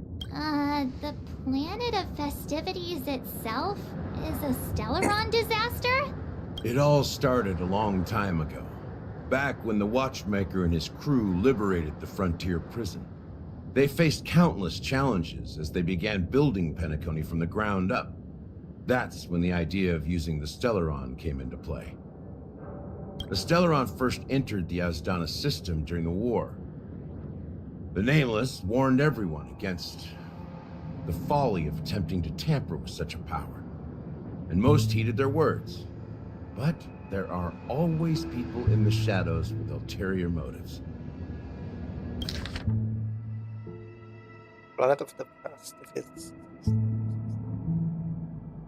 It all started a long time ago, back when the Watchmaker and his crew liberated the frontier and they faced countless challenges as they began building Penacony from the ground up. That's when the idea of using Stellaron came into play. The Stellaron first entered the Astana system during the war. Nameless warned everyone against the folly of attempting to tamper with such a power. And most heeded their words, but there are always people in the shadow with ulterior motives. The turning point came after Tiernan's death. With two of the Nameless gone, the Watchmaker had to go to the front lines. By the time a representative from the Montour system's family arrived at the Watchmaker's call, the Stellaron had already been activated and was seeping into the primordial synesthesia dreamscape. And I suppose the family happened to possess the knowledge to seal the Stellaron? Not just that. They knew far more about the Stellaron than the average person. They helped Mikhail swiftly quell the civil unrest and played a part in building Penacony under the disguise of the Harmony. Those three eras were known as the Age of Dreaming. The Watchmaker, who had been left in the dark, sent out invitations across the universe, spreading the hype around the land of the dreams.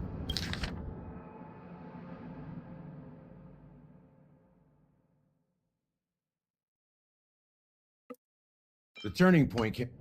Then, how did they turn against each other? Remember the island in the ocean metaphor? The truth is, the Stellaron was never truly sealed. It existed in a different form within the dreamscape. It's people's lives. The opulent dream is built upon the decay of spirits, with a toxic elixir called pleasure flowing through the dreamscape. It tempts people to indulge in confusion, laziness, and cowardice. Weaknesses that plague humanity were magnified and nourished by the family. Penacony became a new kind of prison, even more impenetrable than the previous one. Also, because people having a lot of fun in Penacony, they don't want to leave. And then, yeah. Sadly, we realized this far too late. At my wit's end, I had to use the power of the Enigmata and sought refuge in this chaotic realm. Over the years, I created a meme within this dream for our use, Dormancy. That's its real name. We exploited a loophole. You see, regular people can't fall asleep again while they are inside the dreamscape. So this is the true meaning of the impossible. You sent out invitations in the Watchmaker's name to find forces capable of resolving the Stellaron disaster and draw them into Penacony to uncover the truth.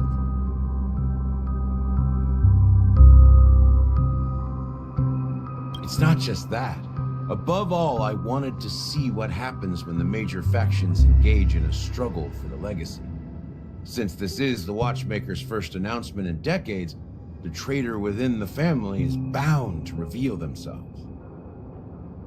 So, the legacy is just a facade. If you want to consider the Stellaron as the legacy, I'm totally fine with that. If that's the case, where is the Stellaron now? That's a question for Mr. Wings. The Stellaron is still under the family's control, and as the head of the Oak family, I'm sure he holds all the answers. Mr. Wing is Sunday. Where is the Stellaron then?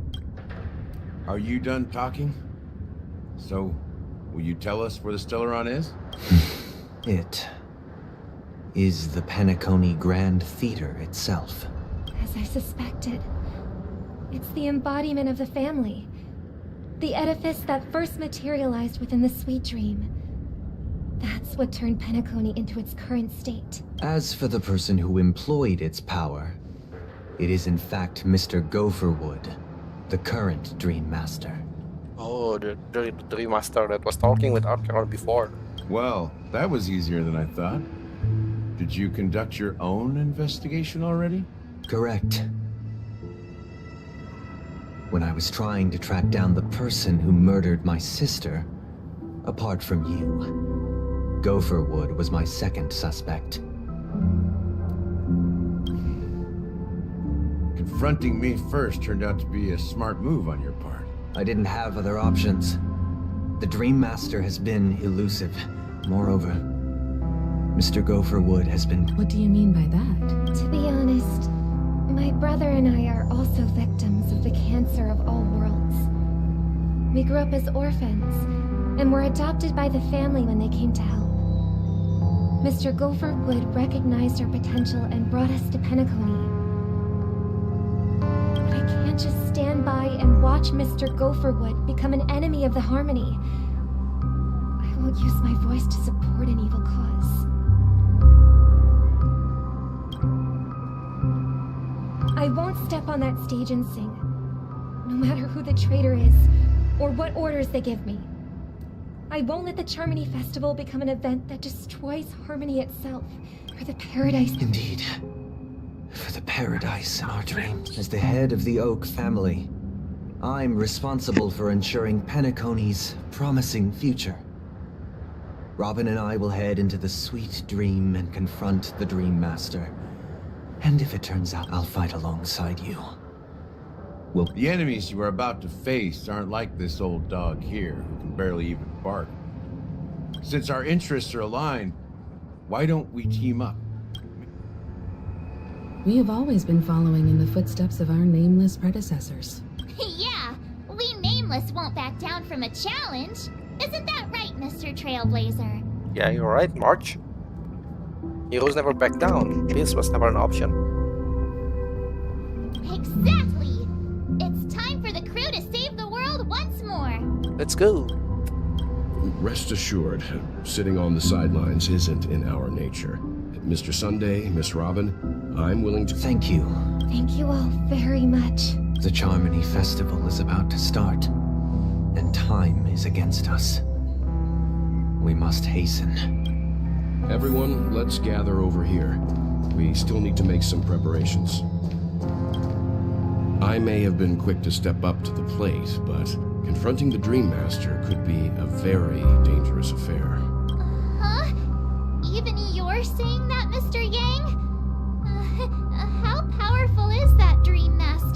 He's the leader of the families of Penacony, and he has the entire power of the Harmony behind him. Not to mention the Stellaron in his possession. We must proceed with great caution. Maybe you can just stay behind this time, Mr. Yang? No, that won't do. Even if we count Robin as an ally, something felt off about Mr. Sunday just now. Although, I can't quite put my finger on it.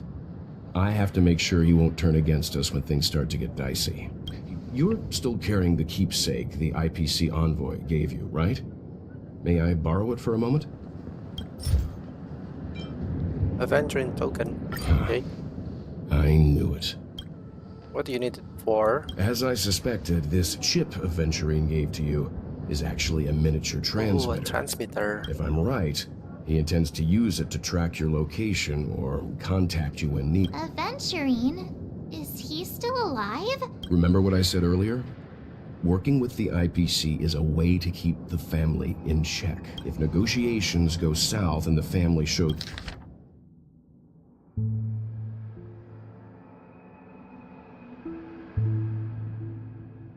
their true colors by going after the Stellaron, I'll use this. The only question mark in all of this is Aventurine's current status. But the IPC is always listening, especially senior strategic investment department heads like him. Getting the message across shouldn't be a problem. Good luck to you, Welt. Well, you take care too. If anything goes wrong, don't worry about me. Just make sure to seal the Stellaron. Spoken like a true hero. Even if the Dream Master is innocent, the family's corruption runs deep. I won't make the same mistake Mikhail did. Let's wish him the best of luck.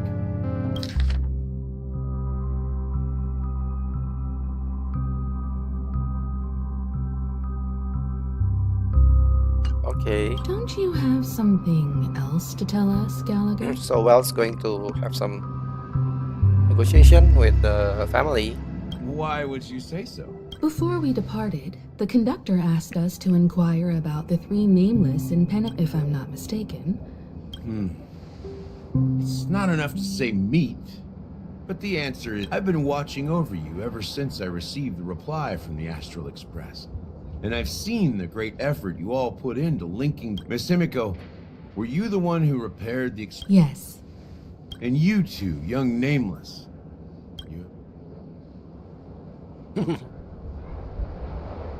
Live in the intergalactic baseball supremacy. What?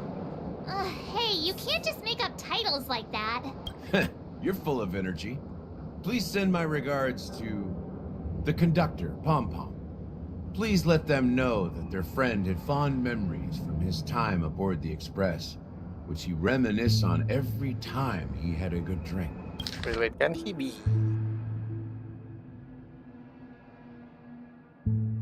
like work?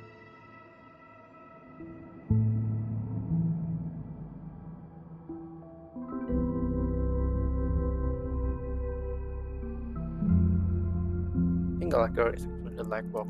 Maybe, I don't know. As for the last nameless, he embarked, disembarked, and embarked again. On his deathbed, he told me to find the Astral Express and deliver an invitation to the future nameless. He left behind a special gift, a true legacy. Come with me.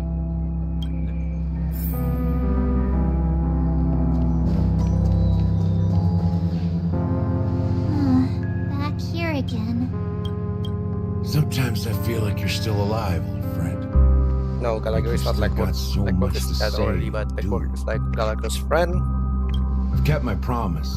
Brought the future trailblazers you've waited so long for. I don't know why you were so obsessed with that train, but I remember your last words. Don't let us down, old man. Wow, cutscene. Let's go. What's happening?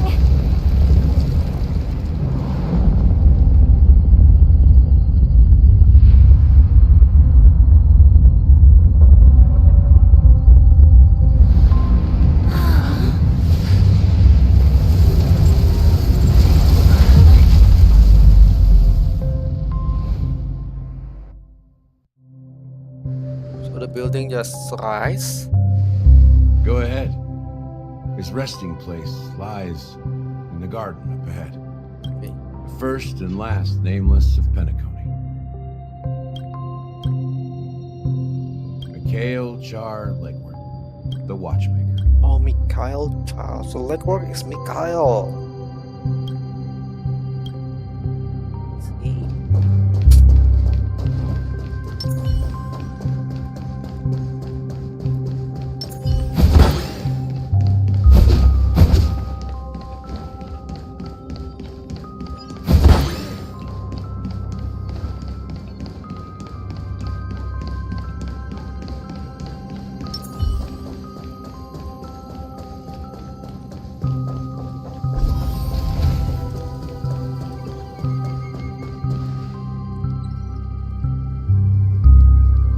Beneath the sea surface of Memory Zone, in a garden closest to the full moon in the water, an elderly man rests on a recliner.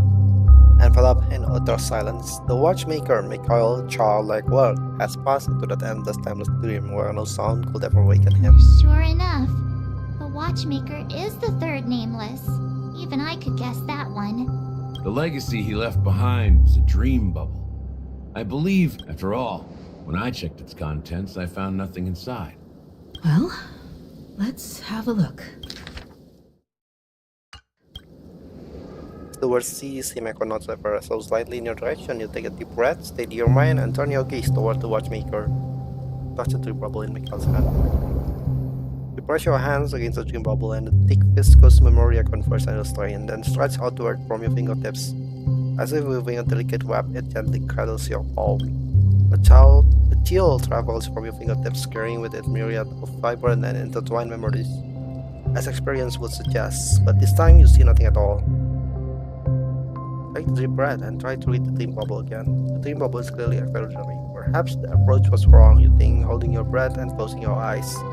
With one knee on the ground, you press your forehead against the dim film coated in memoria, yet before you, there remains an abyss of darkness, no crimson sun descending upon snow-capped mountains, no gentle laughter, no twinkling stars, no echoes of sword passing, and most of all, no traces of trailblaze. There is nothing and nothing is there. Indubitably, this is but an empty dream bubble. Wait, what's going on? It's empty. Seriously? There's nothing inside this dream bubble? How could a dream bubble be empty? Just as I suspected. That old man always had this strange belief in the nameless and the trailblaze. And I could never figure out what was going on in that old man's head. But this empty dream bubble is... I don't think that's the case, Gallagher. I'm sure Mikhail has left us the most precious thing of all. Don't start getting all philosophical on me, alright? Just as Mikhail believes in the nameless of the future, we unconditionally believe in the nameless of the past. How could they leave? There must be something contained in this dream bubble. It's just we haven't figured it out yet. You also have faith in the watchmaker, don't you, Gallagher? Well, I'm a follower of the Enigmata. My philosophy forbids me to have faith in anything. That's why I understand what faith means in the path of Trailblaze. And I also want to know what he left behind. Can I borrow your pet? I need to make a trip back to Golden Hour and check something at the Dreamscape sales store. It's for Mikhail, and for the future of Penacony. Oh, it's Boot Hill POV. Welcome to the Reverie Hotel. How may I help you? Greetings. We're the Nameless from the Astral Express, and we'd like to check in. The Astral Express? But I thought... Yes, my companion's already checked in. My name is Dan Hub, and I believe my personal information is recorded in your system. I see, but your companion said you wouldn't be coming due to a change of plans. Now the plans have changed again. Yeah. And you are... Me? Pom-pom. Pom-pom. A new nameless who's also with the Astral Express. Who will believe that? He's my fellow trailblazer. We responded to the family's invitation before he boarded the express, so he wasn't registered in your system. Is it possible to... Oh, I see. Another one of the Nameless had a similar situation. Seems like a lot of people are joining the Trailblaze these days. Since there's a precedent, it shouldn't be a problem. Just give me a second to contact your companions. I'm sorry, dear guests, but it seems I'm What do you mean by unable to reach them? My apologies. This is the first time I've encountered a situation like this. However, the system indicates that those guests are still in the dreamscape. How about this? Give me their room number, and we'll go check on them ourselves. I'm afraid that's not possible. I need to verify both of your identities before I can share any guest information. Yes, that is a good... How about you just wake up someone? Let's say, Wilt? I'm sorry, but there are strict rules regarding forced awakening. It cannot be done without the proper clearance. So nothing works, huh? What's your solution then? Are you saying we sleep here? At the reception? Please be patient. We need to contact your companions in order to confirm your identities. And now it seems you need to confirm our identities before you can contact our companions.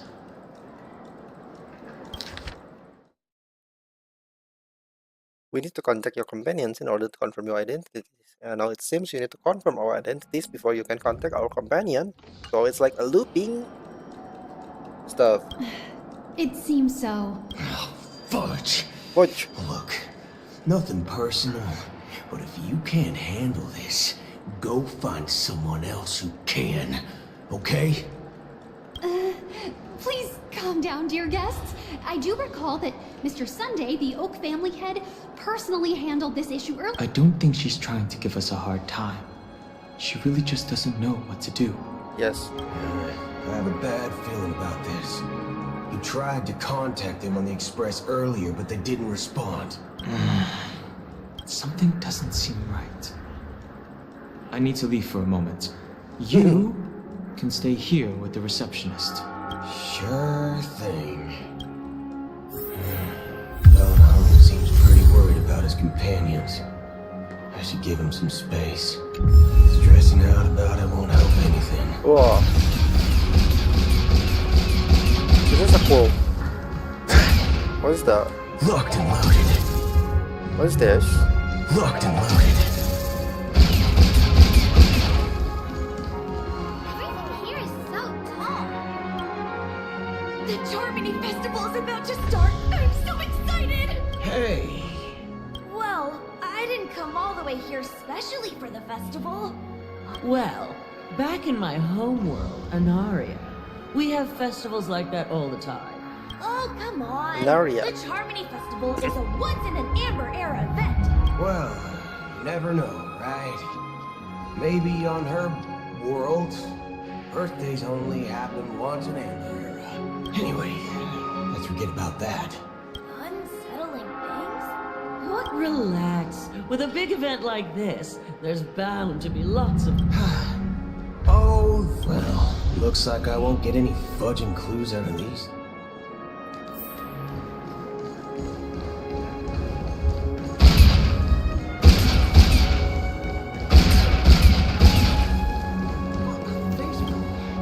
Greetings. I'm Cody of the Bloodhound family, head of security for the hotel. How may I assist you? Hello. So, do you think there's anything to be worried about? Yeah, I traveled Federation. all the way from the Hayai Federation and...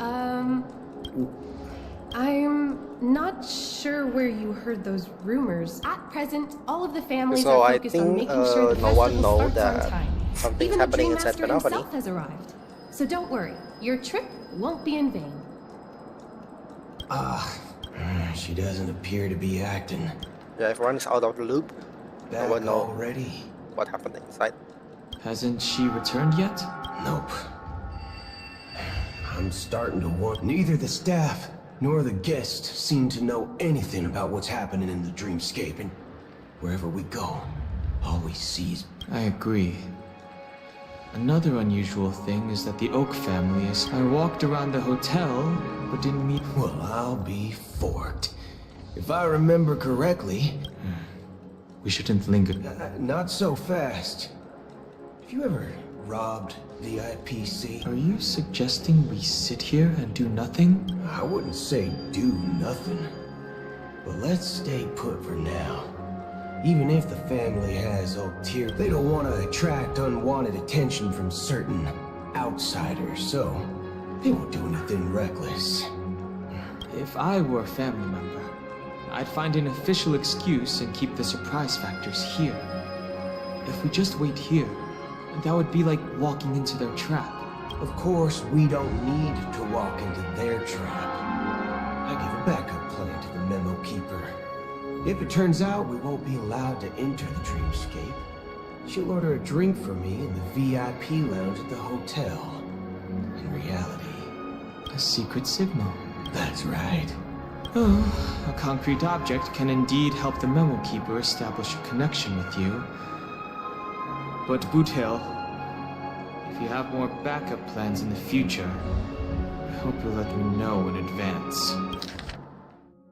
If I were a family member, I'd find an official excuse and keep the professor here.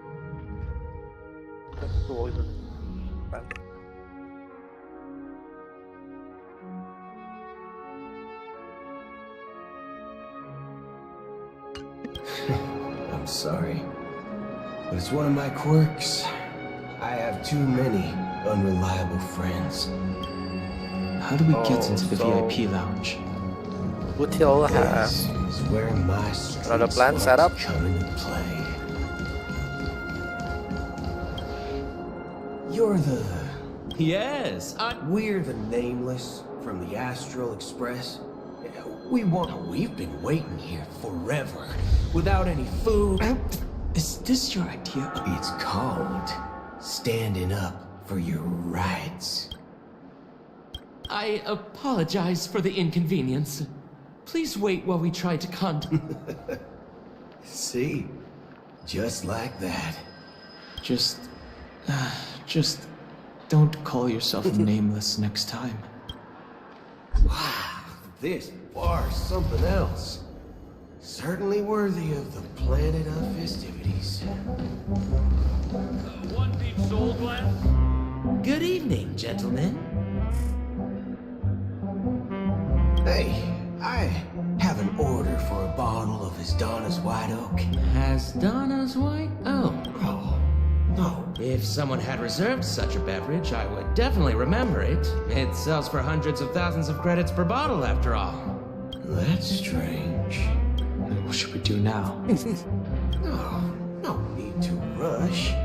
Let's grab some drinks first. Maybe I arrived too early and he hasn't come yet. I think Boothill is talking about Black Swan. Memo Keeper is Black Swan, right? Let's see what kind of juice malts you all have here. Wow, that's the most expensive. What can I get for it? Anything you recommend is fine. Then I would recommend today's special, Glass Fill. There's flavor. Dynamite barbecue with rocket fuel. Dynamite barbecue with rocket fuel. Is that really something that humans enjoy? Hey, this guy doesn't know anything at all. As long as you're satisfied, dear guests, please enjoy. Let's give the Memo Keeper another half-system hour. If she doesn't... The situation is unclear.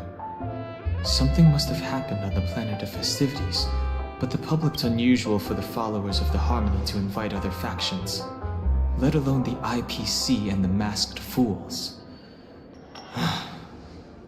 If what you said about the Emanator of the Nihility is true, the situation in Actually, there's something else I'm concerned about. As you know, the faction that follows the path of the Hunt are some of the most dangerous bolts in the cosmos to mess with. Who in the right mind would impersonate the Xianzhou Alliance or the Galaxy Rangers? It's like asking, isn't there a saying among the Xianzhou people that the rainbow sect likes talking? Well, you know what I mean. Even though the Galaxy Rangers have been out of sight for years, we've been keeping an eye on this region. Even the dumbest criminals know better than to mess with the annihilation of that Acheron lady. She doesn't seem like a lunatic at all. On the contrary, she's highly logical and organized. She knows exactly when to hold back and when to strike without mercy. And do you believe that someone like her would have an ulterior motive for... I'm not entirely sure, but I do have my suspicions. Anyway, what worries me more are the anomalies within the family. They've summoned followers from various paths for the festival. No matter how, unless the invitations weren't sent by them. If that's the case, it's even more intriguing that the family insists on organizing the Charmony Festival, despite the chaos.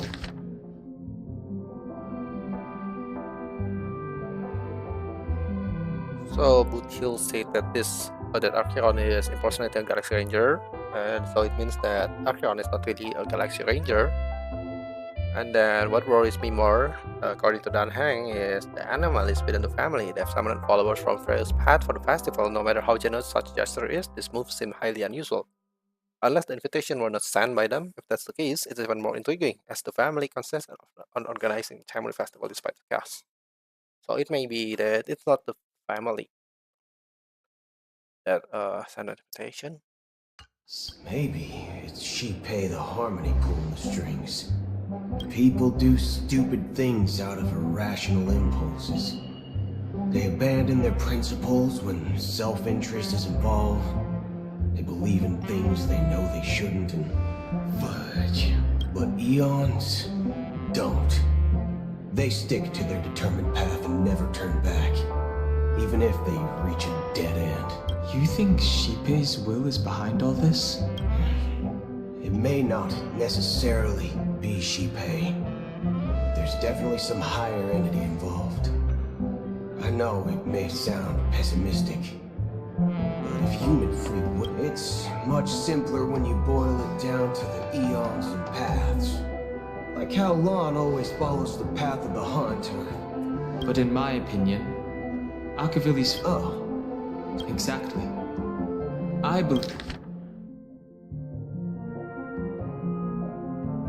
believe the purpose of the journey isn't just about following. It's more about doing your best to choose the right path for yourself among countless possibilities. I don't know what you've been through, but I agree that people must take risks. That's why the Galaxy Rangers need to uncover the imposter and figure out her true intentions.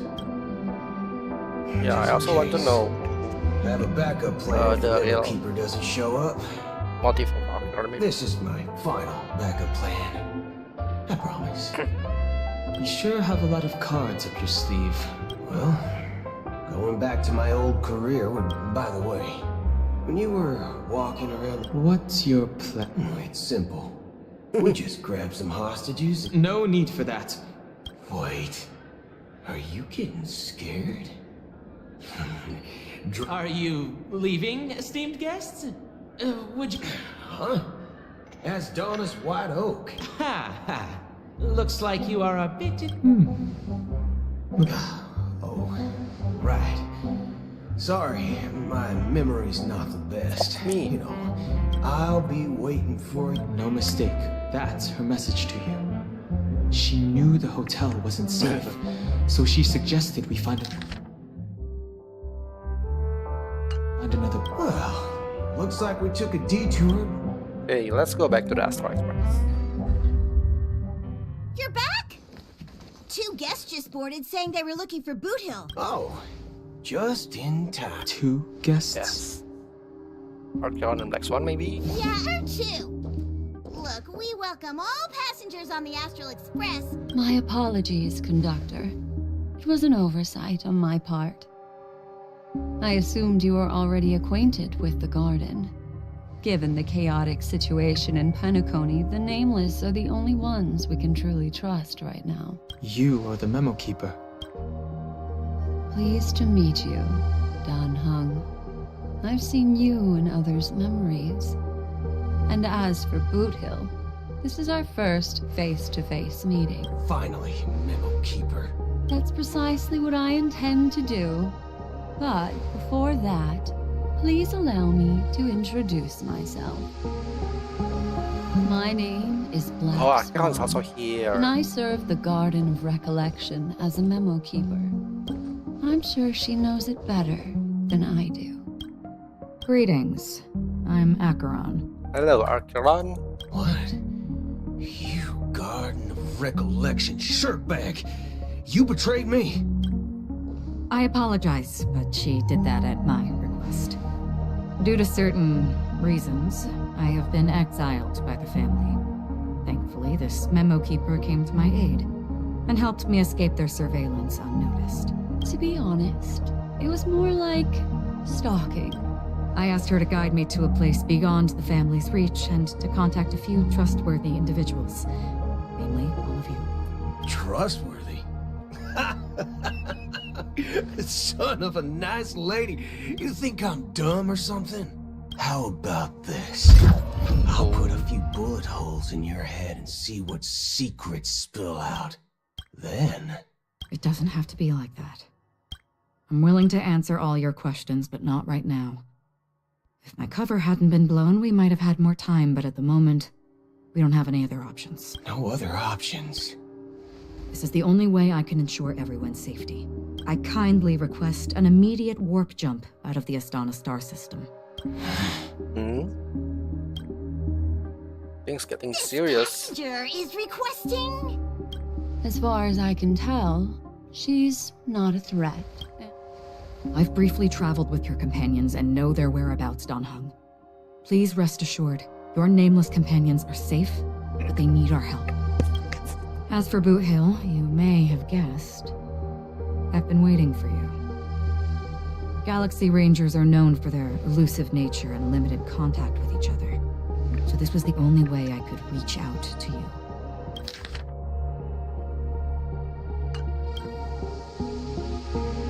Only by doing this can I find a true Galaxy Ranger and fulfill a long-standing promise. To return his relics to their rightful owner. Someone once told me that every rainfall is like a gift from the heavens.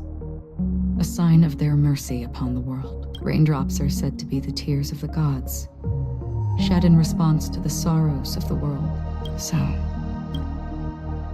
how long has this rain been going on for? Nice artwork. This is Acheron and this is maybe her friend. I used to believe, just like you, that it would eventually stop. Looks like the god you mentioned doesn't it? As he spoke, the old man's gaze remained fixed on the distance. Amidst the fine drizzle of black rain, countless shadowy hands emerged from the sea, shrouded in ethereal mist, reaching out towards the sky one by one. Mortals who walk the paths are like sailors in a vast ocean, leaving behind a trail that creates, and for some, like those shadows on the ocean. Sin-thirsters, the obsessions of the path-struggers. They emerge from the nihility you once might bear. Are you watching over them? Watching over them? No. They were once my dear companions, a group of Galaxy Ranger. It was a brutal war. A crusade that shook the universe. Zulo. The universe witnessed the fall of Zulo, the Lord Ravager, but it came at a price. The unwavering determination of the Hunt followers persists even in death. So someone must guide these lost souls to their life beyond. They were heroes, as for me. I've suffered too many losses on that battlefield. But you know these sin thirsters. Does this seem pointless, or some tasks have to be done? I can help you. For what? For the meaning of the nihility. I see. Thank you, stranger. Before we part ways, I have one more question. It is true that their actions and even their entire lives may seem pointless from perspective. But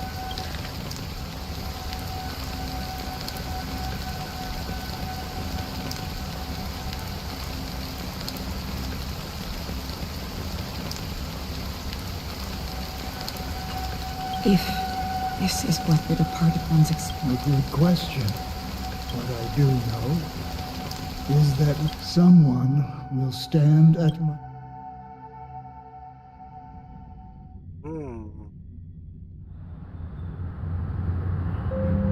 When I appeared as a child, my speech, mindset, and soul reflected immaturity and innocence. As I grew into adulthood, I left behind my childlike side.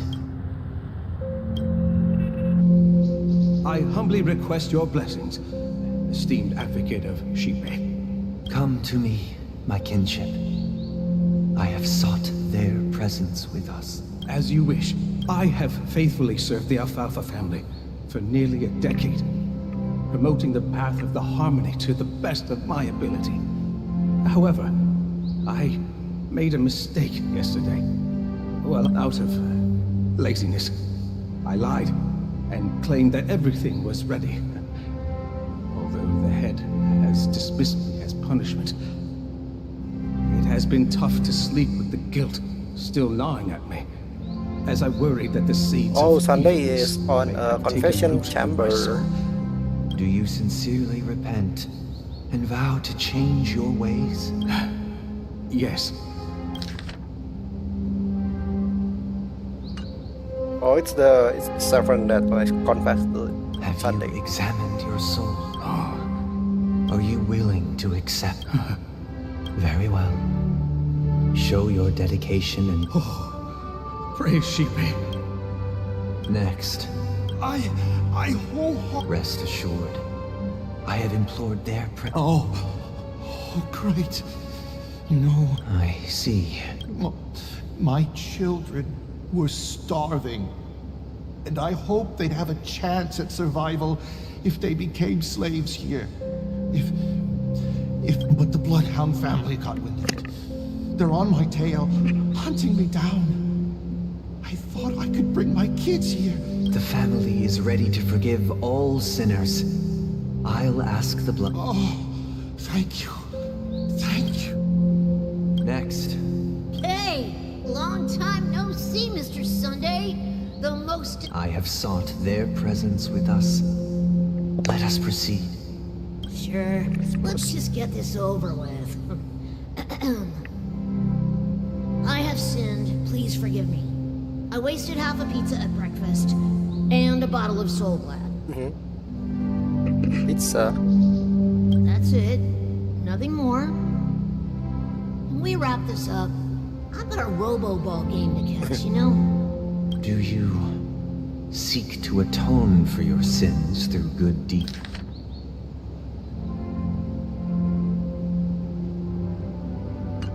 My sins?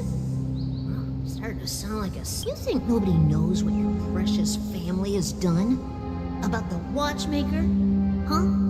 Before you start spouting off your holy verses...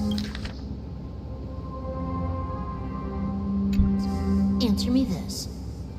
What... I think nobody knows what your precious family has done about the watchmaker. Don't kid yourself, Featherbrain. Those dream chaser must have fooled by your act. Don't fool yourself. Ah. Well, I've spent enough time in confession today to enter the Harmony's paradise, right?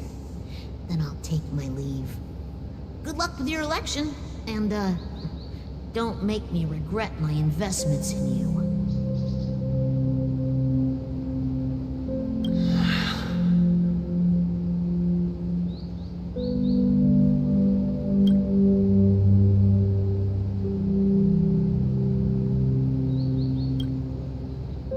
Oh, doubts.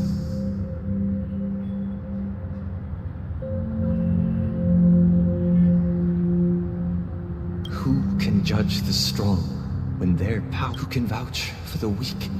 Who can comfort the pure? If the strong defending the weak is true, then who is responsible for the suffering and anger? Brother? Brother?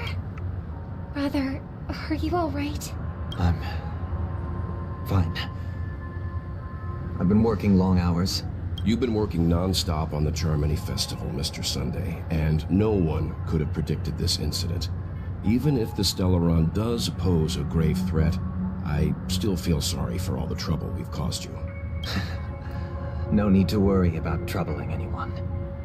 The Charmony Festival was meant to spread joy and harmony across the cosmos. But now that we know the truth... It has always been our wish to make everyone happy, so... We'll do our best to explain everything to the Dream Master. I'm sure he'll understand, even if the negotiation does not go smoothly. I'll refuse to go on stage. Without the Chord Master, the Harmonious Choir would not arrive, and the Charmony Festival would be just a grand performance, and nothing more. I'm relieved to see your determination. You know, since arriving in Penacony, we haven't had any contact with this Dream Master himself. I'd heard of the heads of the 5 major lineages, but the Dream Master is a mystery to me. The Dream Master rarely grants an audience, even for us. But, given the urgency of the situation, he's agreed to meet us in person. Perhaps he'll be the first guest to meet the Dream Master in years, Mr. Yang. Let's hope we can reach a consensus that satisfies everyone. Indeed. Let us hope so. It's about time. We'll have... Don't worry. I'll be waiting here. Thank you for everything you've done. I'll be waiting here.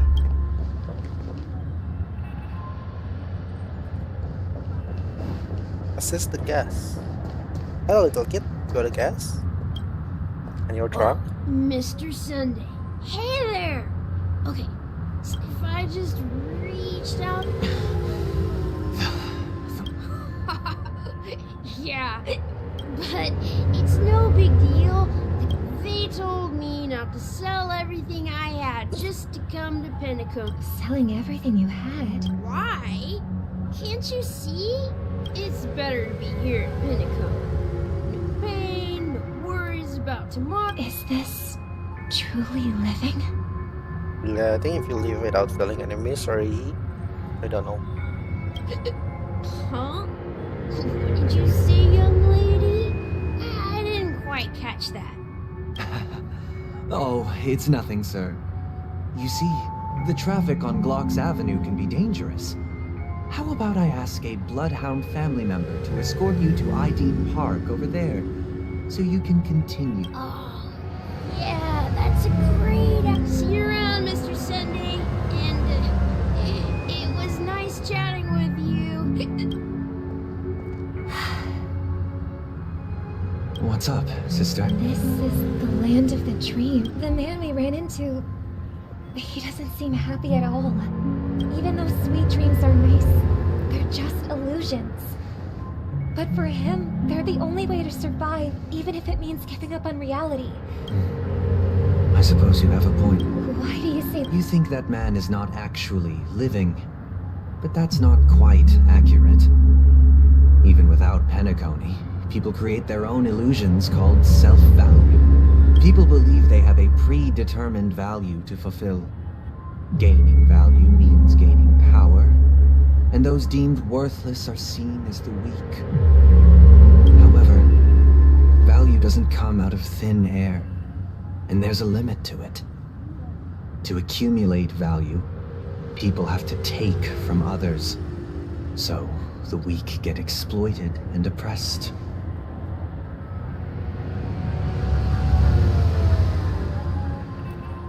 Are you suggesting that this is not how things should be?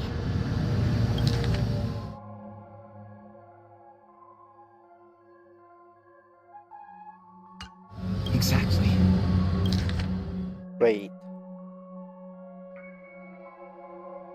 When those sweet dreams are nice, they are just illusion. But for him, they are the only way to survive. Even if it means giving up on reality, that's not really living at all.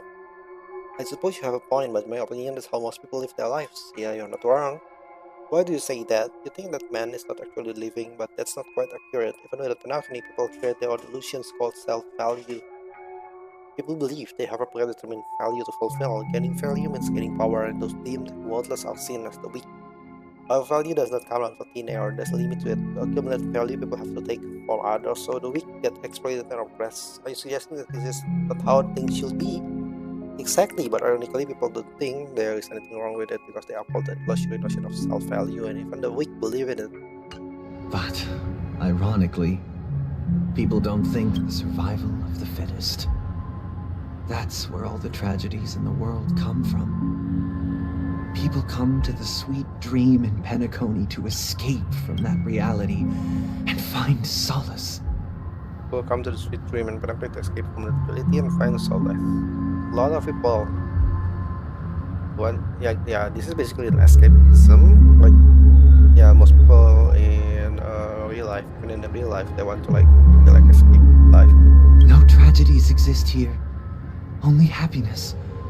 Although in its nascent. Perhaps that man is just an exception. Yes, seeing is believing.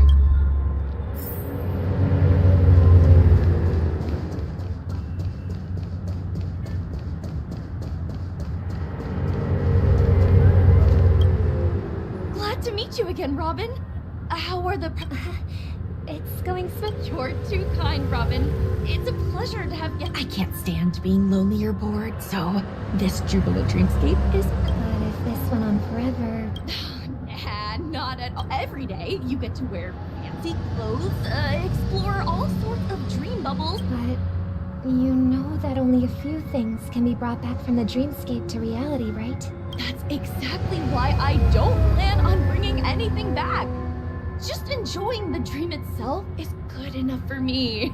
I mean, I'm not one of those long-living speak. Only in this sweet dream can I truly feel like I'm in control of my life. And I wish you a fantastic performance.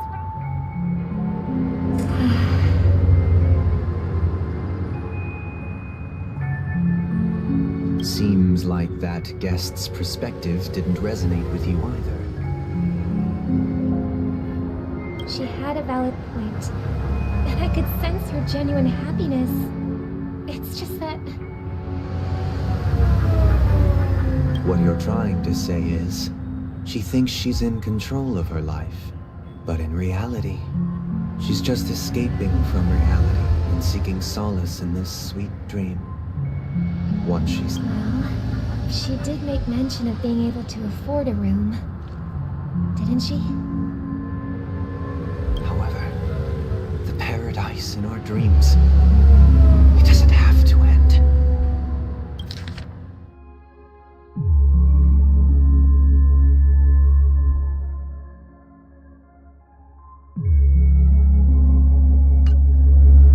No. In the paradise we yearn for.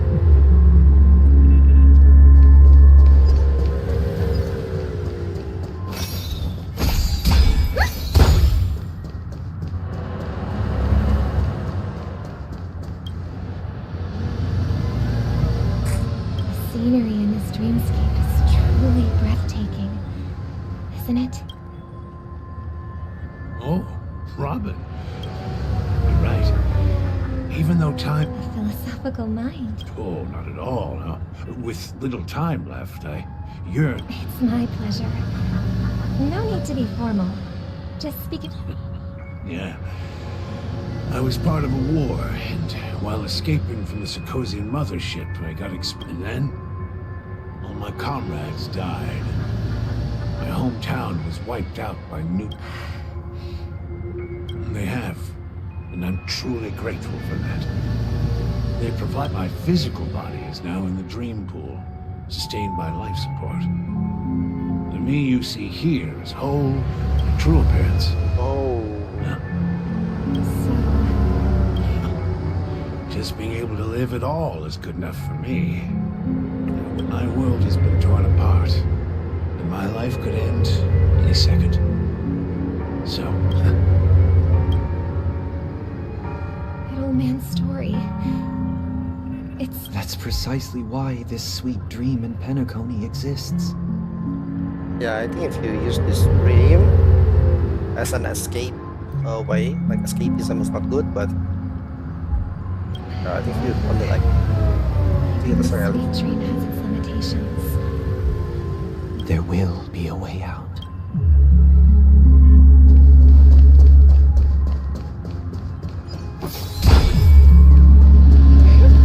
Look what we have here.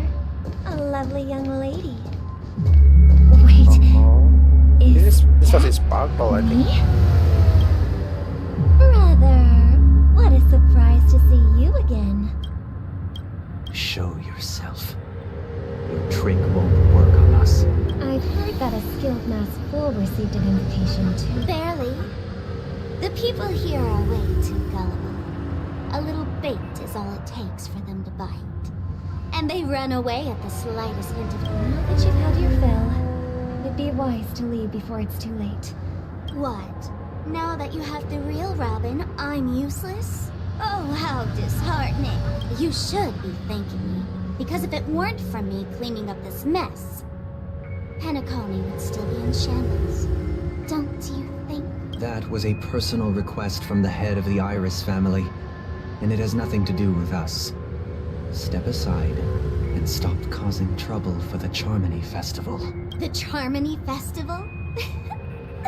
You think you can scare me? You think I have no idea what you're planning? I don't care what you're thinking, Chicken Wing Boy. Chicken Wing Boy? But I'm pretty sure Robin won't be appearing on stage. After all, you're well aware of what is Penacony. The land... Stop it. Our paradise is none of your concern, Master Fool. All right.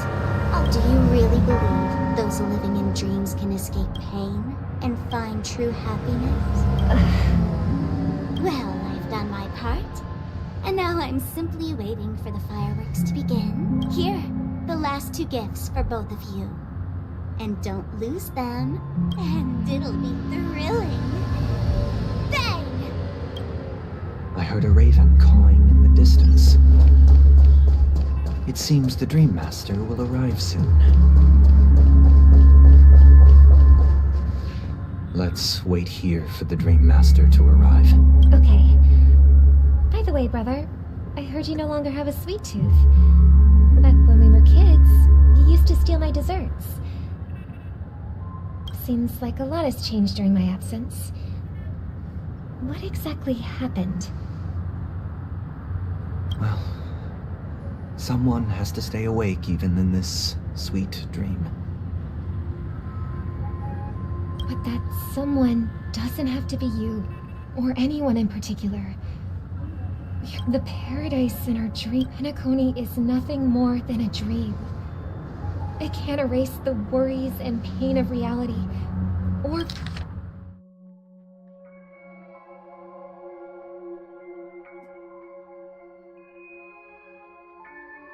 Remember the old man we met earlier? Without this dream, he might have completely lost himself. That might be true, but... even without Penacony, he could have chosen another path. That path may have been more ordinary and challenging. But now, he is receiving hospice care in a comatose state, and his fate is sealed.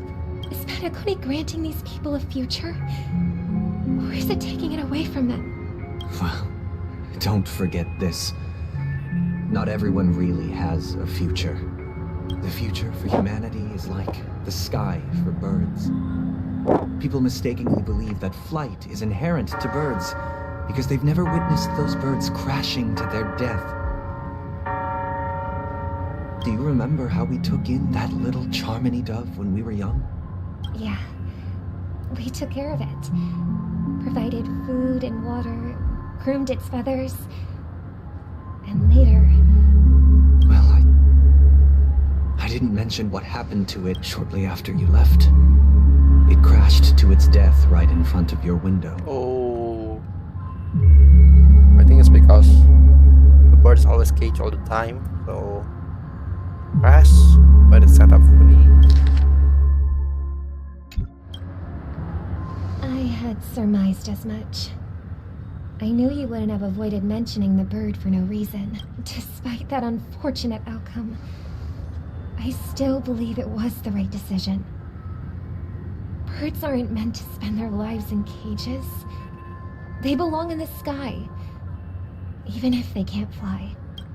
But here's the thing. If there are birds in this world that can never fly, can we really assert that they belong in the sky? Are you implying that the same goes for humans too? Let's take the Astral Express as an example. The Nameless made tremendous efforts to bridge worlds, gaining fame across the universe. However, that's because the pursuit of the Trailblaze exceeds the capabilities of ordinary humans. Otherwise, why would this path be filled with broken rails and abandoned express? That's just sophistry. If that were true, then only the powerful would have the right to... Unfortunately, that's exactly what happens. Another name for the future is self-value. While this world has its fair share of heroes who inspire people and garner admiration for their heroic deeds, the majority of ordinary people will never become heroes in their lifetime. Some are born weak and vulnerable. Some find themselves trapped in unfortunate circumstances. Some fall victim to malice and cowardice. When it comes to survival, everyone is equal. And the weak can only watch as their value gets constantly diminished by external forces. That's why we should care for the weak and support them as if their suffering were our own. That's what the Odes of Harmony have always taught us.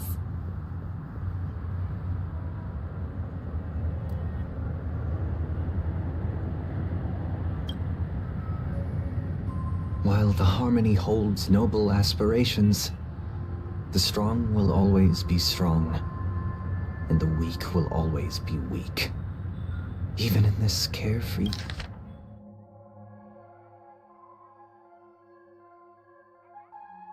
dream. In the end, if people can't even secure their own survival, they won't care about the illusory future of equality. As long as the law of survival of the fit... But if people don't live for the future, do they merely exist for survival? If even you, my brother, don't believe that the Harmony will save the weak, then which eon can make our dreams come true? People often forget that when the first bird took flight, the entire world envisioned a future where no more fledglings would ever crash to their death. Are you reading, sister? What are you reading? Mr. Gopher Wood gave me a picture book. It's Picture about the book. story of the harmonic strings. If I could become a chord master, I'd like to summon Dominicus, the harmonious choir. Dominicus. Sing with everyone and spread our wishes so that all can feel happiness and joy. I see. Don't you have a wish of your own? Of course I do. It's just that... Then let's build a stage there and invite everyone to our performance so that both our wishes come true through the... It's a deal then. Yeah, it's a deal. Maybe you'll have to become a star first.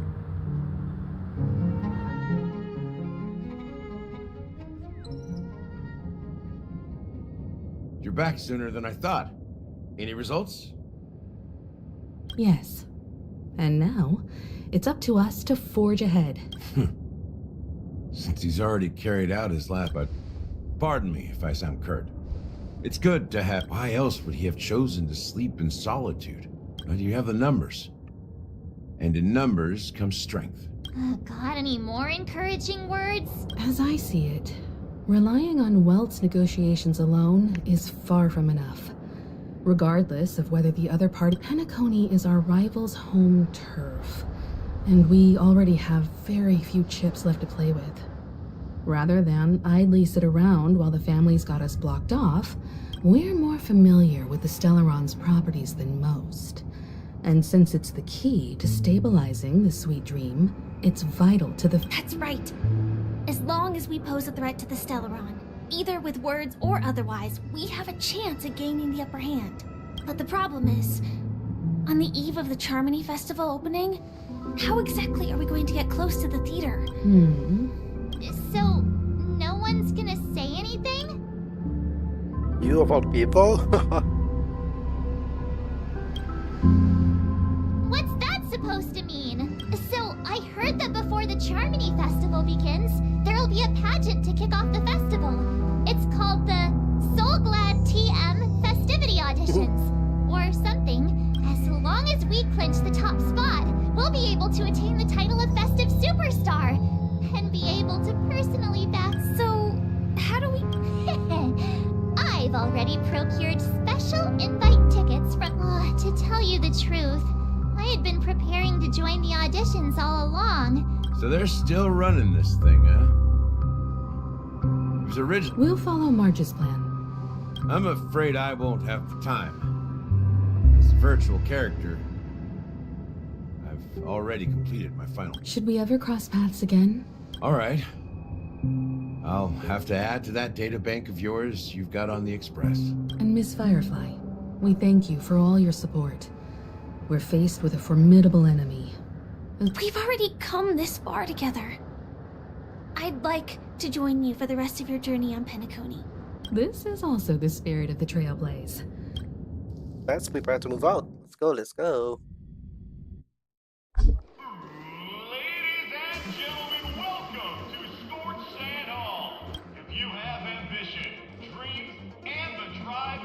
Oh, wow, they've really outdone themselves! Behold, here come 4 friends with spirit eyes and full secrets.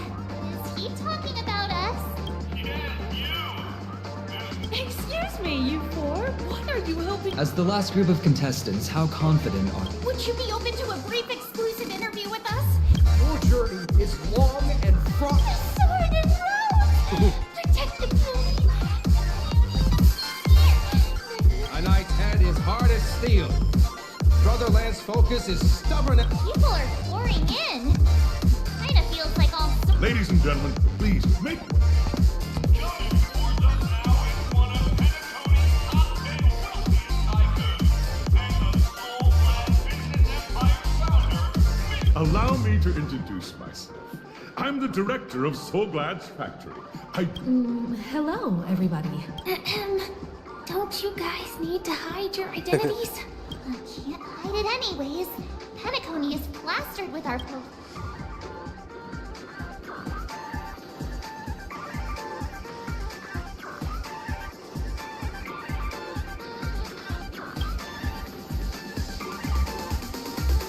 Hello, everyone! Hello, everyone! I'm Firefly. I am also an ordinary girl who enjoys adventures.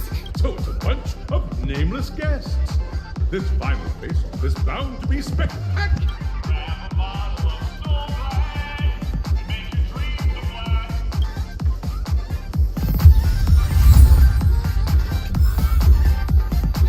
Hey, wait, I'm going to be right back for a bit.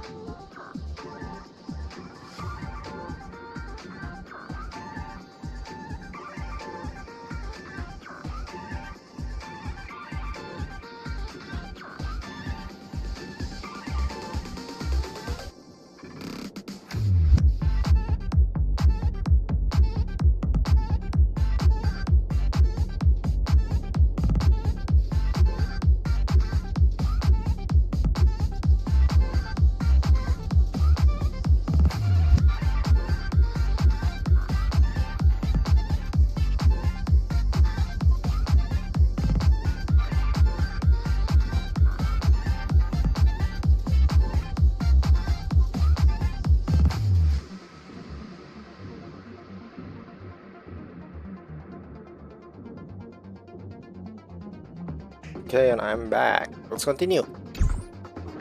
Pass to the audition plaza and prepare to make your entrance.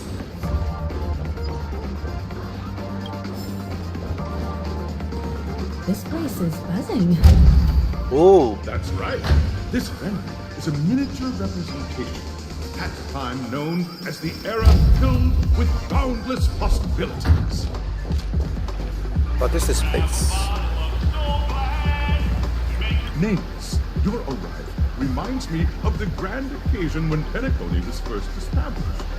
I was still a young, bright-eyed lad back then. Once, during a particularly grueling day, I passed out and was resuscitated by a drink from Mr. The dream-chasing era was truly a wondrous time.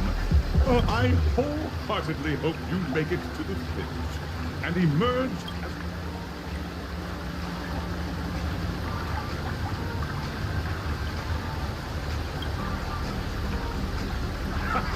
That's the trick. Hello, everyone! Next up, get ready for the Mega March 7 Trailblazing into the uncharted and challenging the limits. I hope that by the end of this journey, everyone will have achieved the outcome that they hope for. A wonderful wish! Miss Himiko, what a... Safety first, everyone. Waiting for you are 3 stages, each connected to that era. The first and, in the last stage, you will face off against those are the rules. Simple.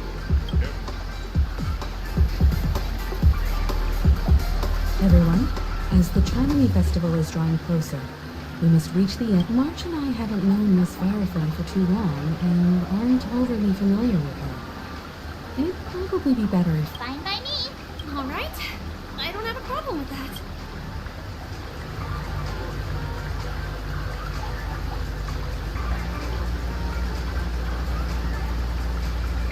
Let's do this. Let's go. Split into the assigned groups.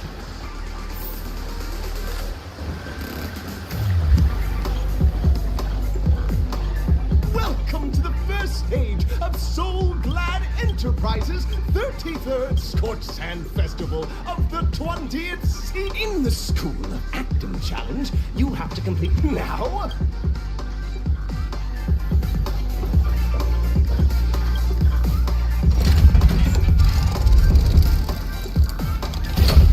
Oh, what's this? A pinball?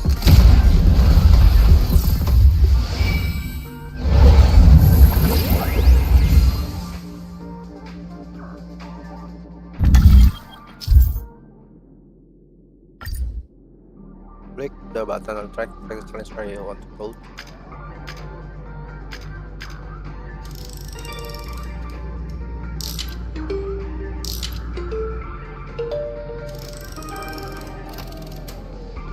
Acting challenge or action challenge?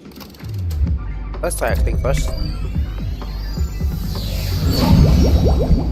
stage of dreams for those who dare to dream. Welcome to the School of Acting. Competitors, allow me to introduce the rules of this challenge to you. There are 3 stages up ahead.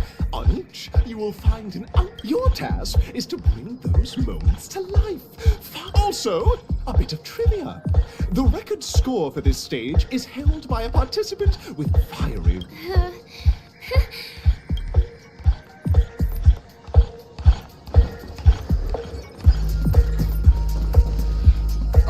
Just take a look at this pair. You two.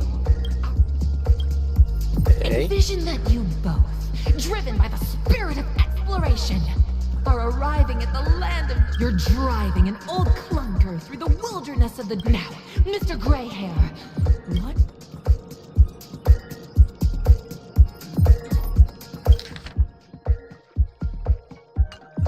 Oh, what intonation is this hellhole? The watchmaker is a big fat liar. Very good. Now, though you're disappointed, you're...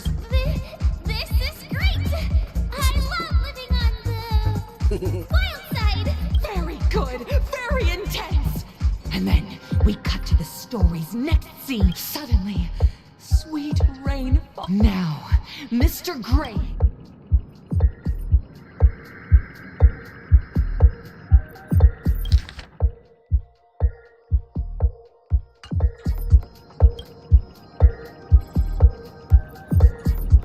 But at this moment, your partner yet gazes into this. Perhaps we were never meant to succeed. Right? Fantastic! Both of you have an incredibly solid foundation. Up next, I hope these tests won't take too long. I think it's better if I took the action quest next time instead of the acting.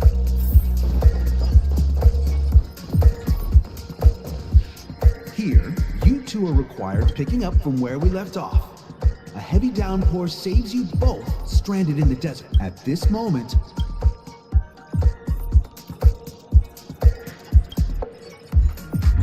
You seriously think that would make someone laugh? That was a dead joke. The test now is about body language. So I'm going to off.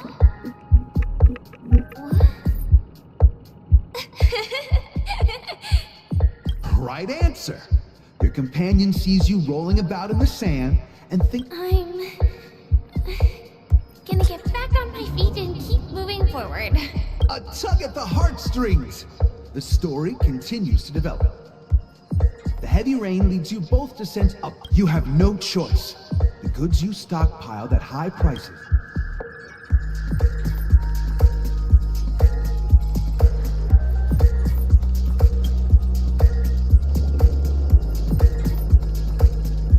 Fantastic! But it's a pity. Your friend does not agree. Of course! Absolutely! However, the true test is yet to come. The final task?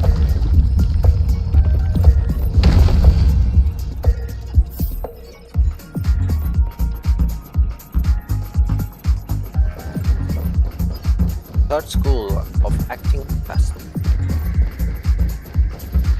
What is this test To for? the final stage. Actually, two companions arrive on Penacony with nothing but many years later, their paths cross once more in the thriving.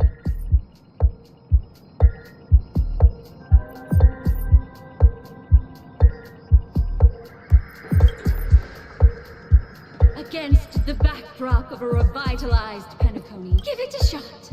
Try and convince. Is this ever going to end? Your performance is.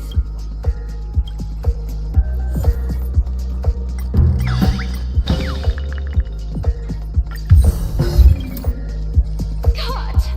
Huh? So beautiful! We have passed the test. We ought to hurry up. Stellaron is at stake. Yeah, we are wasting a lot of time here. Let's move on. Oh, this is like show business. Congrats to both of you for clearing the stage, but look at the time! That red-haired contestant. You'll find out eventually, but only if you clear the next test first. Welcome to the second stage of the 33rd Scorched Sand Festival in a... You have the option to choose gunfire and undergo Brother Hanu. Now, make... Loki or Hanu? I'll just Loki, I guess. Ew.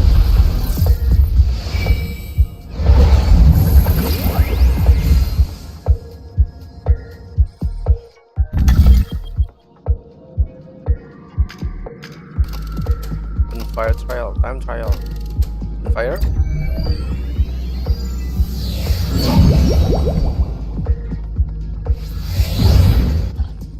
Dear friends, welcome to the enchanting universe created by the Watchmaker. It is said that these cartoon characters were inspired by the Watchmaker's own experiences. Enter into the world of Hanu via the TV by the entrance, and... If it's a gunfire trial, we should be able to settle this with a... Let's see what kind of trial is this. Gunfire. Ready? 1, 2, 3. Are we... Very good. In this Hanu's adventure episode, Boss Stone has gathered his battleships for an assault. Alas, Hanu presently is ill-equipped to fend off the malevolent.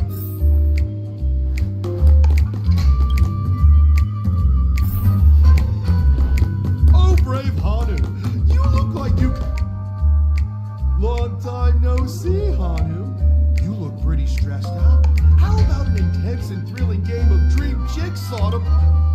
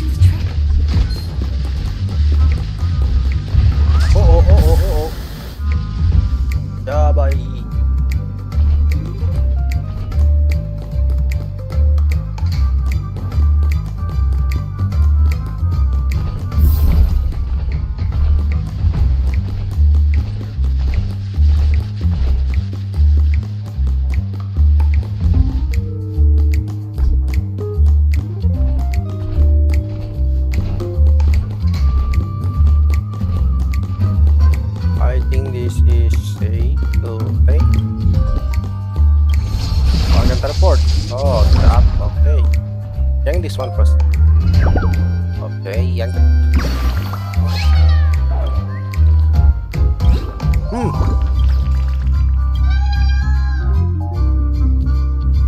For your Hanu and only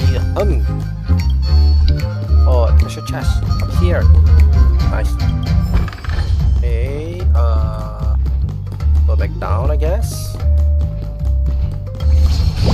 Uh-oh. Wrong time to go down.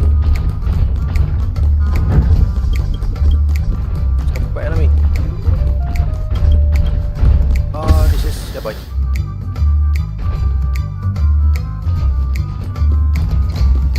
How do I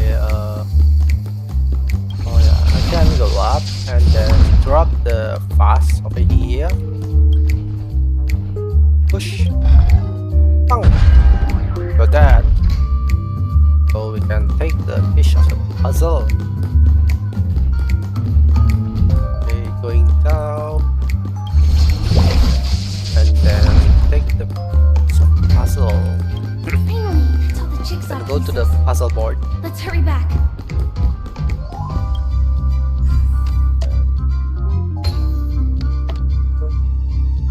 This one is maybe here.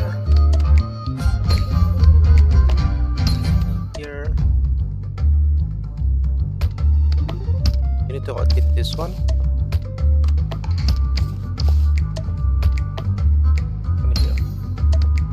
One here and one is here. Oh my! Hurry now, Hanu! Such haphazard. We go back to normal. Disconnecting from that thing so suddenly has left me feeling slightly disoriented. Is that...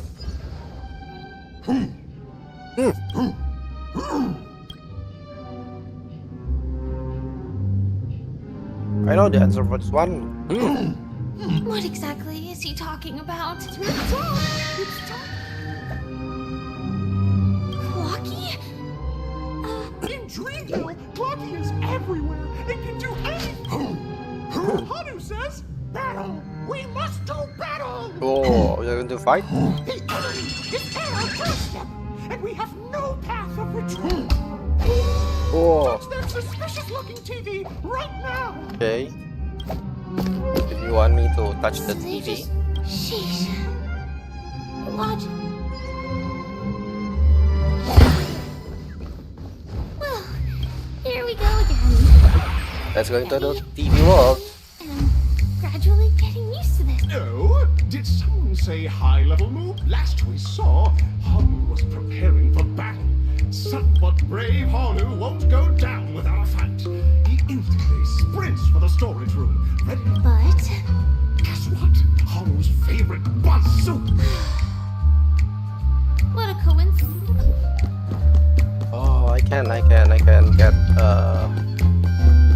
his bazooka. Retrieve for Hanu's beloved launcher. Storage room.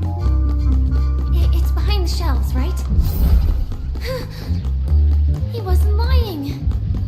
There's actually a bazooka here. Bazooka. Ooh. Now we should have a way of dealing with those baddies. This thing feels just like the Sorioka's team. Oh, a fireworks. A boom.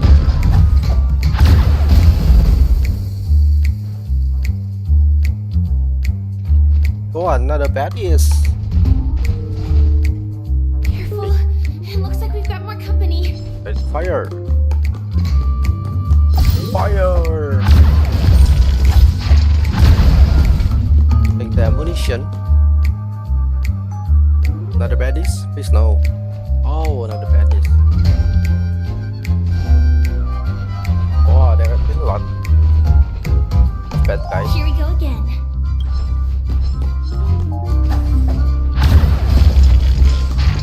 I need to take the ammunition.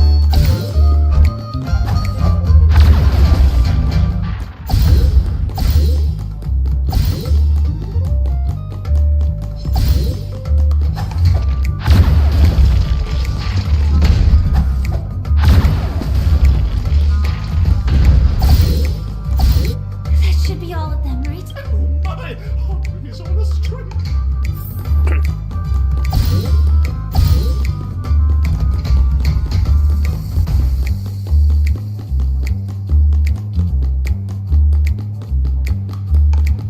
The left button.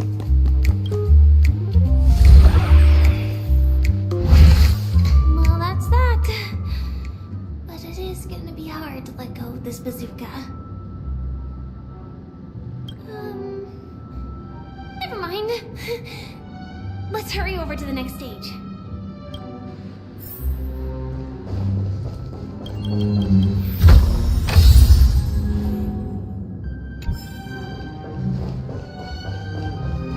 Go to the third stage entrance. Okay. Third stage. Pressure chest. Wow. What is that? Congratulations to both of you! You've overcome all obstacles and proven yourself. In the final stage, you will face the defend. Welcome to the 33rd Scorched Sand Festival's third stage in the...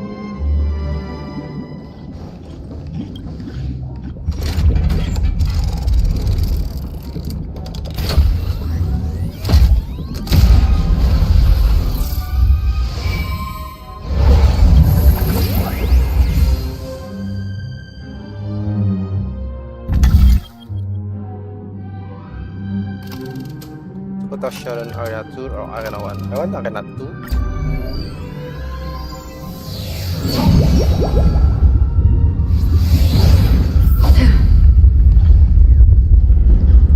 Oh, we are going to fight something. Oh, who is that? Argenti? I think I just saw someone. Someone extraordinary.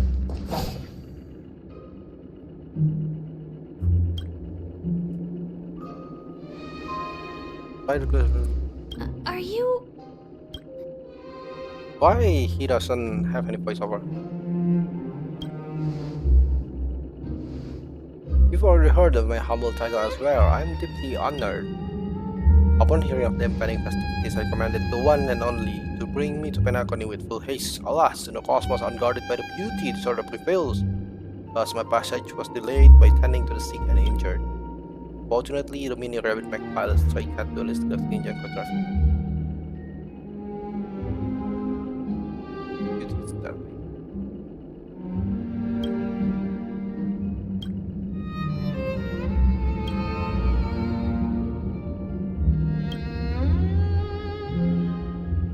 That's right. This might...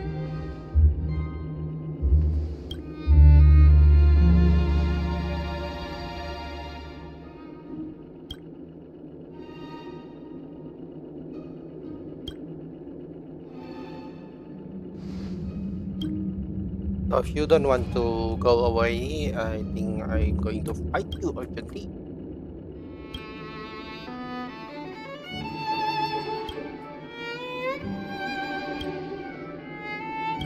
Yeah, we're going to fight him again.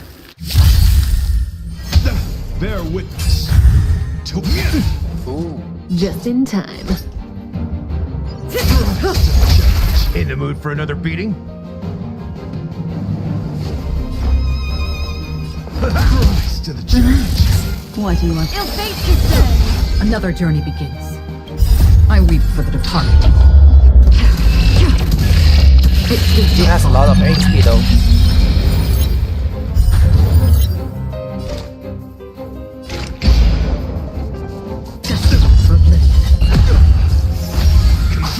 Forth all your might. Nice, like a good my friends. Indulge yourselves! How's this taste? Destiny isn't chosen. Stand still. Free will, or was it fate? Still water. Oh, Good times. Time to say bye. Boom. Oh, another pain.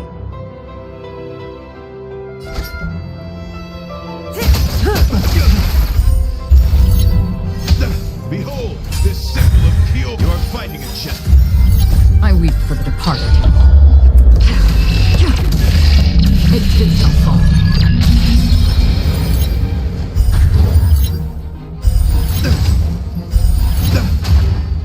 Step up, let's see ya. Oh, I don't have.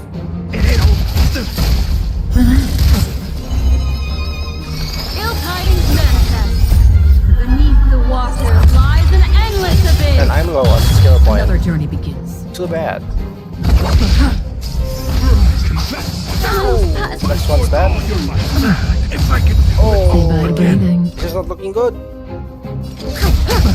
Free will, destiny for oblivion. Put forth all your might. Again. Yeah, not looking Bear good. witness to let the duel commence. Another journey begins. Still water. Yeah, and I'm going to replace Gallagher with Bushuan.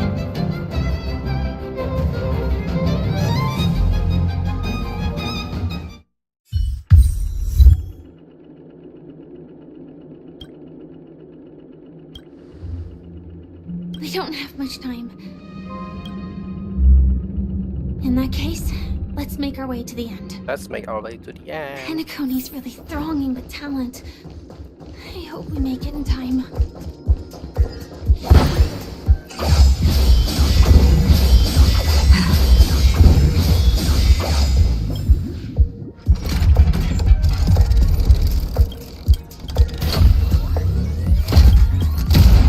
Man of the Superstar.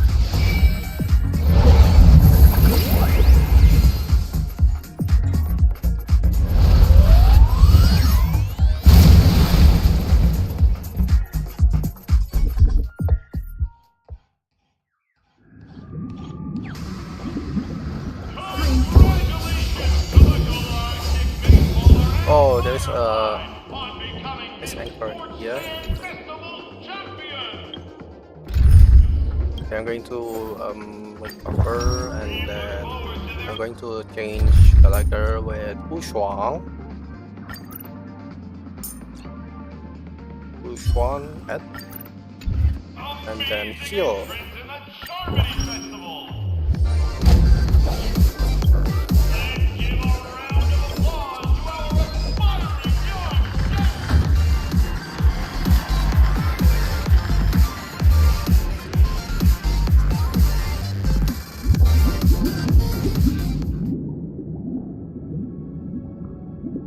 Congratulations to the both of you on becoming the festive superstars of this year's Charmony Festival before entering the Grand Theater.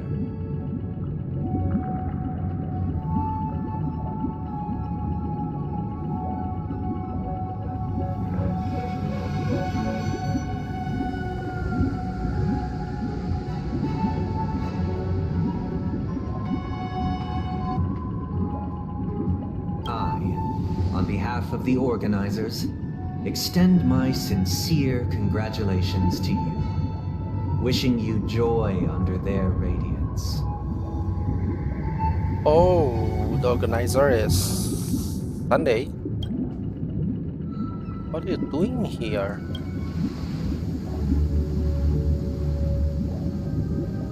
As previously promised, my sister, Mr. Yang, and I have met with the Dream Master. We delved into the truth about Penacony and its Stellaron, and have come to a consensus. Both I and the Oak family. Just as expected. We acknowledge the perspective of you, Nameless. Penacony does require change, but not as you propose. The planet of festivities cannot and will not revert to a place characterized by chaos, disorder, or anarchy. Through your journey of overcoming obstacles, you must have glimpsed the essence of that era. The vulnerable ruthlessly eliminated, equality non-existent, common folk living precarious lives, eking out a dreary existence. Ultimately, only heroes like yourselves manage to achieve success. But I would dare ask, if you did not possess the special status of having a Stellaron, and you were but an anonymous and frail member among the masses, which Penacony would you prefer? A dystopia for the survival of the fittest, or a sweet dream paradise for all? I don't know.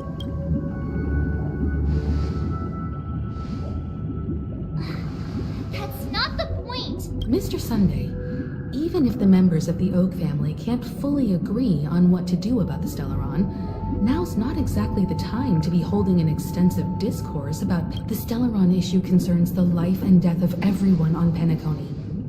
If anyone has a better suggestion, the crew is more than willing to listen. Also, this way, we'll at least know what Welt and Miss Robin are dealing with, and the Navigator. That is precisely my intention. Let's talk about our tribulation and our final course of action. I think this The is only Sparkle. path to take.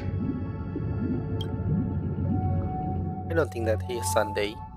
I think he may be Sparkle in disguise. A while ago. You mean to say that for the longest time, there have been scoundrels? Indeed, Dream Master. Once the Charmony Festival begins, the Stellaron's powers, along with the song, will be broadcast. This is indeed surprising to me. The dreamscape is maintained by the collective. Do you have any... I'd like to ask. If I have offended, the Astral Express extends its sincere apologies.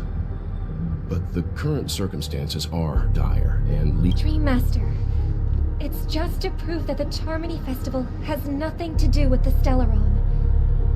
If we're being overly cautious, I will return to the stage to offer tribute in song. just per the arrangement.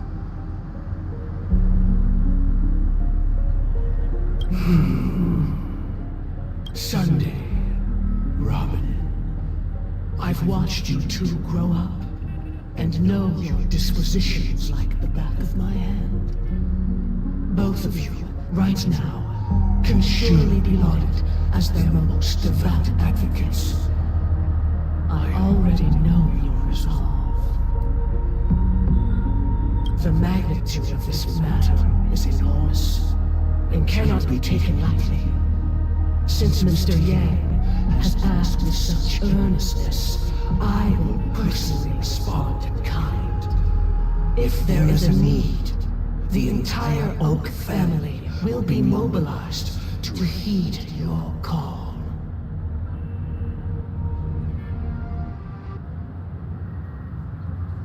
Someday, might I ask you to beseech them to cast their light unto me, and question me in their stead, so that no lies may be concealed?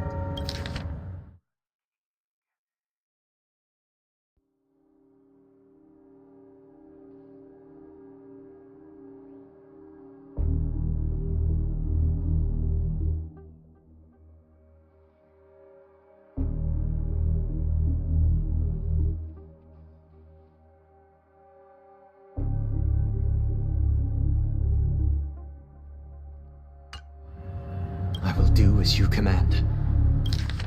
Oh, so Sunday is ordered by the master to siege the castle line to be in the question me and there's that.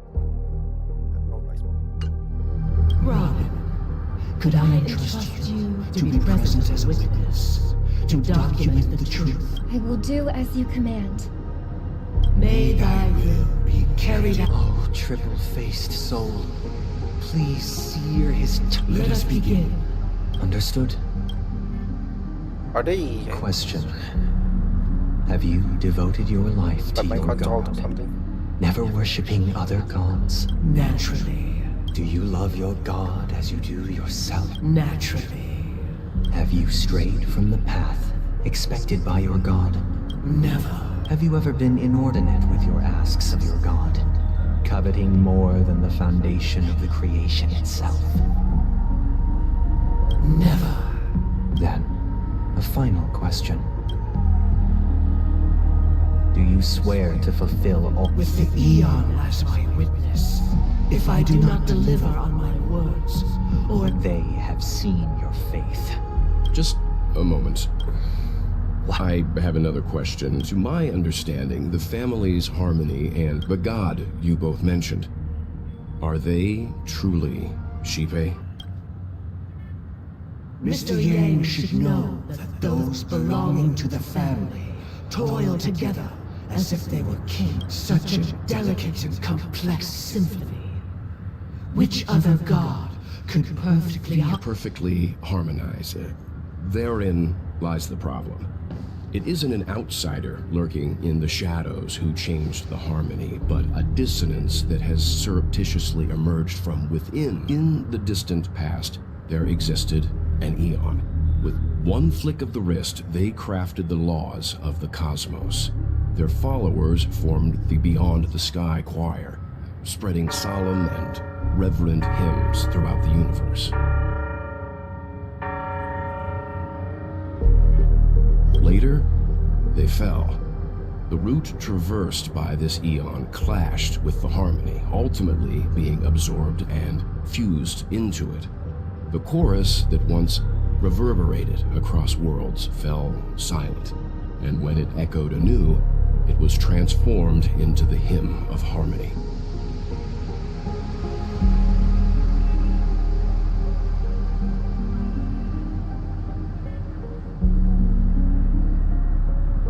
Though an Eon may perish, paths with no masters still linger.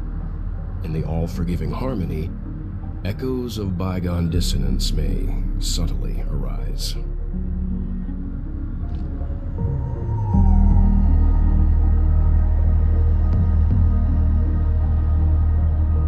Mr. Yang, being overly astute can be a detriment. For the sake of our grand cause. What?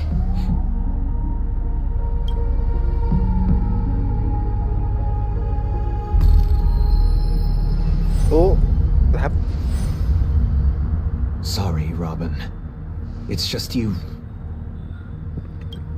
So, this is the true reason I can't sing? The shadow that envelops Penacony is actually... We were never children of the Harmony. Our ideal parrot within the foundation of law. Humanity establishes civilization, and through harmony, we obtain order.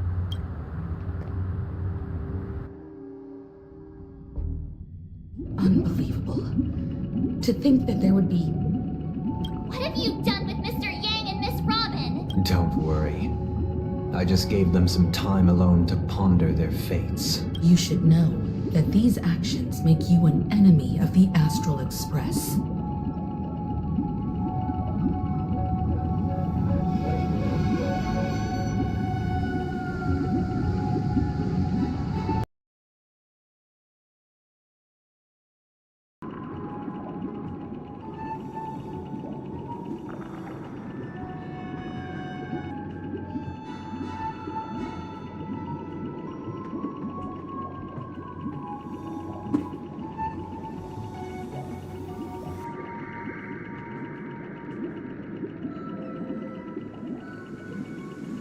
Should we need to stand against the Nameless, it would only be myself and the Oak family involved. But we haven't reached that point yet, have we?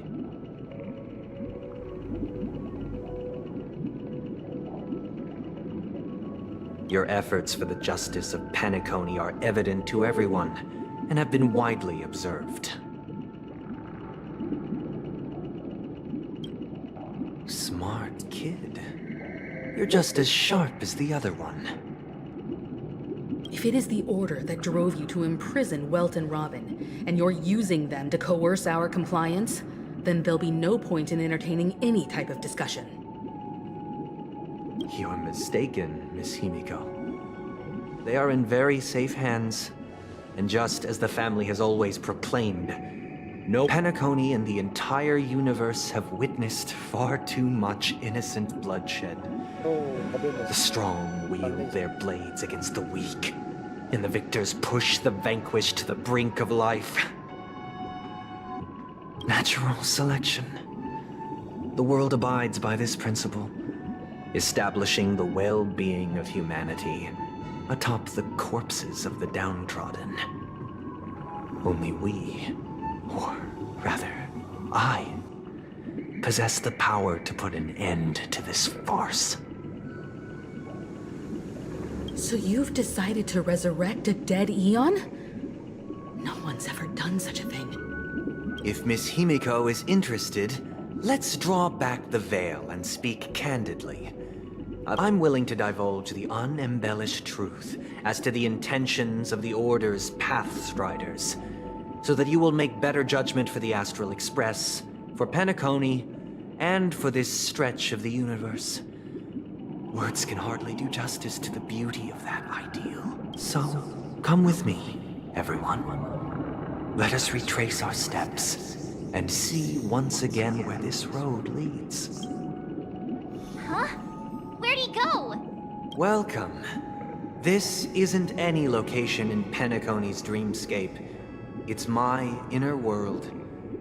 The reason the scenery before you remains unchanged is because your consciousness has drawn on similar concepts to fill in the gaps. You've imprisoned us? Did you do the same to Welt? It's a tuning process. Stronger in effect and more draining on the mind. The gray-haired guest has experienced it before, so he should understand what it entails. Tuning allows you to intuitively grasp my feelings, which also means that now, everyone, from this point on, you will witness the numerous decisions I believe after going through similar predicaments. Let's begin. The first, This story happened when Robin and I were very young. We were victims of the Stellaron disaster, and the family's Mr. Gopher Wood later on. Robin and I lived a time with nary a care in the world. One day, after dinner, that baby bird was tiny. It didn't even have all of its feathers, and it couldn't sing. When we found it, it was already on its last breath, having fallen into a shrub, probably abandoned by its parents. We decided to build a nest for it right there and then. However, thinking back, that winter was unusually cold, with fierce winds at night in the yard, not to mention the many poisonous bugs and wild beasts in the vicinity. It was clear that if we left the fledgling in the yard, it stood no chance of surviving until spring. So, I suggested we take it inside, place it on the shelf by the window, and asked the adults to fashion a cage for it. We decided that when it regained its strength enough to spread its wings, we would release it back into the wild. The tragic part, something that we'd never considered. Its destiny was to... No, I pass the power of choice to you all. Stick to the original plan, and build a nest with soft net where the Charmony dove fell. Or build a cage for it, and feed it. I eagerly await your...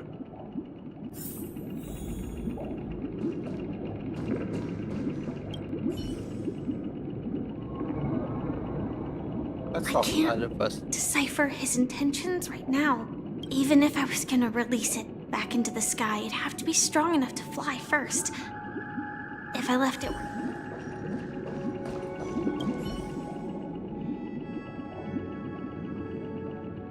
It looks like he really has no intention of him. Back to the question. I've no special reason. I do think that a fledgling should have the right to fly into the... Yeah, I think Himeko has point. That guy just casually throws if it were me. After all, leaving it there. I think we have to like save the fledgling first.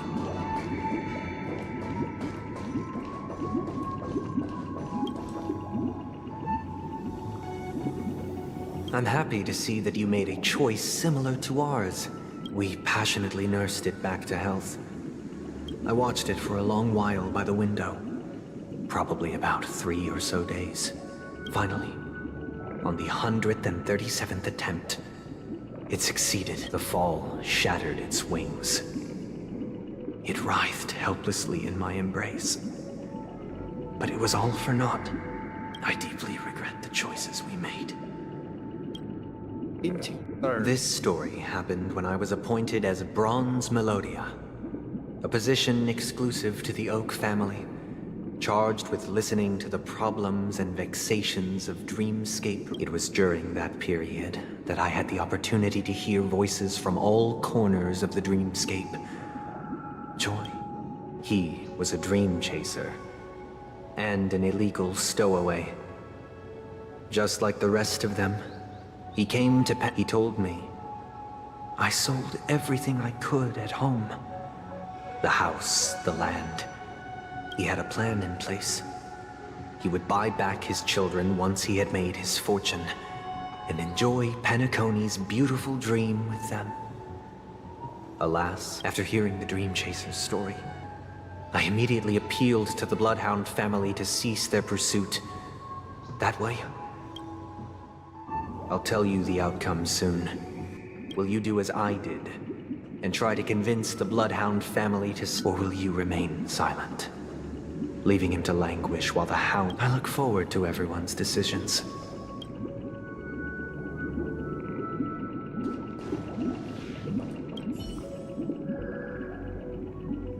A dream chaser story. But what cruel...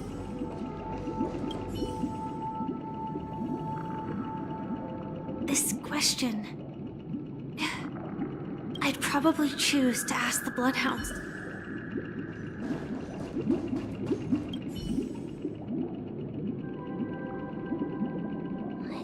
illegal stowaways are really quite common on. He sold his kids to chase a dream. With that thought, there's only. I think I will do the part. I will remain silent and enforce the law.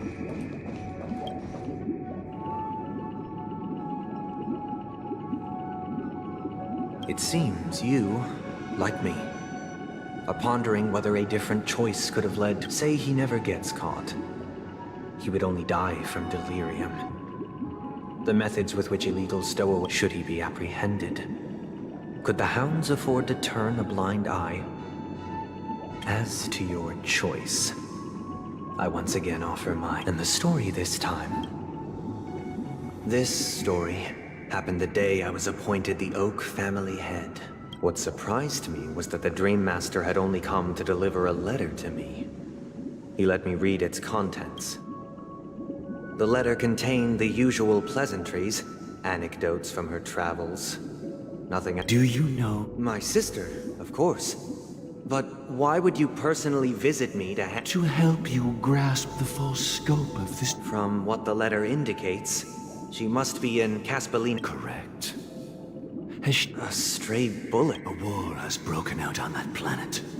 It is because of this very reason that Robin chose this. She hoped to ease the people's suffering with song, and was willing to brave more. Is she alright? If the operation was successful, she should probably be recovering. In the field by the eon above, the bullet struck her neck directly, yet possibly as a reward for her consistent deeds of harmony. It didn't hit any vital arteries. Those damned savages! Because now you understand why she always wears such elaborate neck ornaments. How could this happen? It's all in the past, so please don't worry.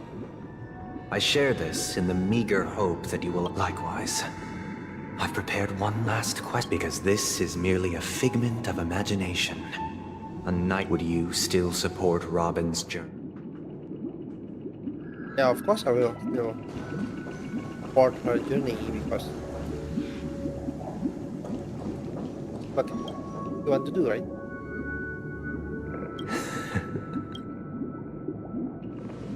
I am now aware of everyone's stances. Raising these questions merely serves to illustrate one point. The plight of Penacony cannot be salvaged by the harmony. The true foundation for a sweet dream paradise. I know the suffering of being tormented. The turmoil of losing your way. How sorrow, and even despair, set in when matters don't work out. All of this causes me unending pain. Because this is not what happiness is at all. We must teach the weak how to live a happy life. And this life isn't some noble propriety that the upper crust preaches, but in definitive terms, a way of survival that belongs to everyone.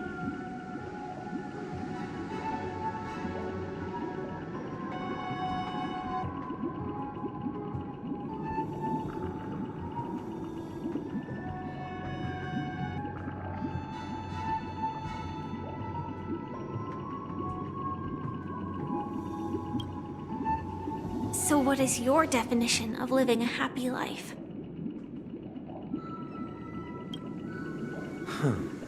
Good question.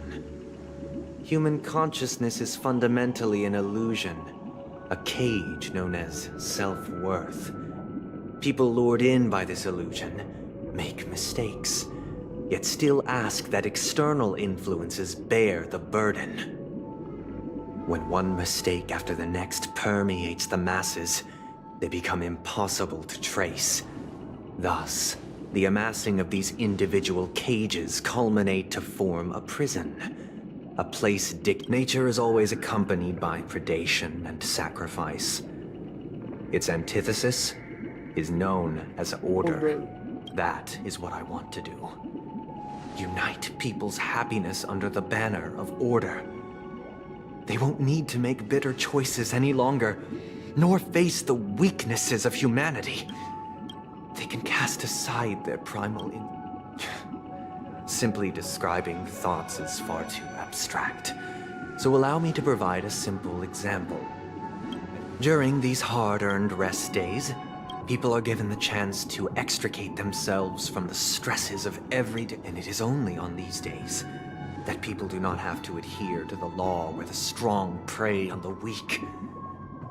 They can live out their lives happily during these brief intermissions. It's just a pity that 2 or 3 days are still too fleeting compared to the span of a lifetime. From where I stand, society's ideal system should be 7 rest days. Following Sunday, there should ensue a second, a third, and indeed an infinite procession of Sundays. This should be the face of the new world. Idyllic, eternal, peaceful days. Wait, so you want to make a multiple Sunday? Something? Unite for happiness under the ban of order. Yeah, order. Just going to toss.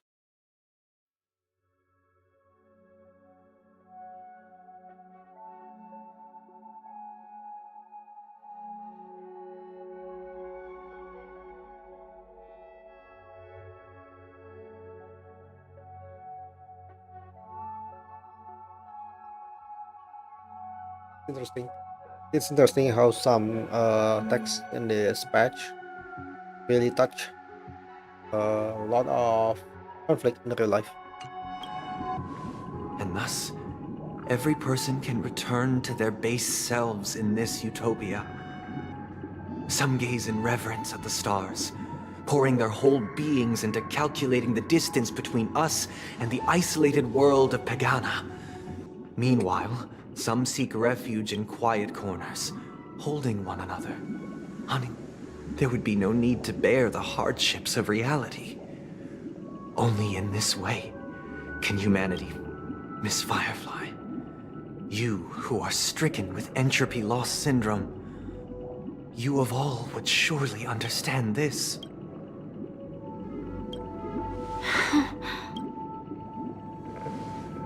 It sounds like a flawless theory. But what is the price to attain all this? The cost is minute, merely a personal and eternal sacrifice. If this paradise is to be maintained for everyone, someone must remain trapped in solitary wakening. Wakening. Which means that this so-called paradise is still a dream. Stepping into this paradise means I think forsaking it's not reality, worth it to correct? live inside a dream just to avoid hardship in real life. It is not forsaking, but transcending. Flesh, blood, sorrow, weakness. If the physical is the root of spiritual suffering, it is only logical that we defeat it. But in this supposed bliss, people won't have defeated their demons. The chance to overcome their tribulations would be forever lost. Yeah, it's an escape. In other words, it is an escape. That's another way of understanding it. But there is no shame in escape. On the contrary, the seeds of escape exist in everyone's hearts.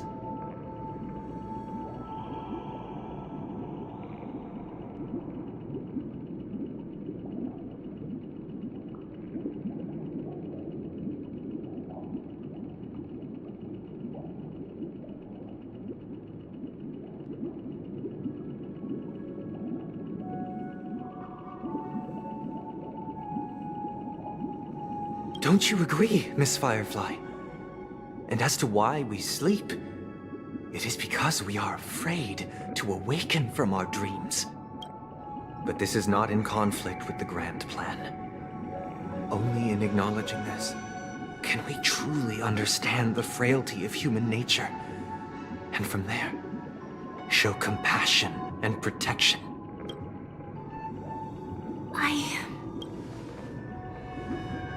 I admit that you are a born leader. Your perspective on humanity brims with pessimism. Yet you express compassion for all. Even when your heart pities them.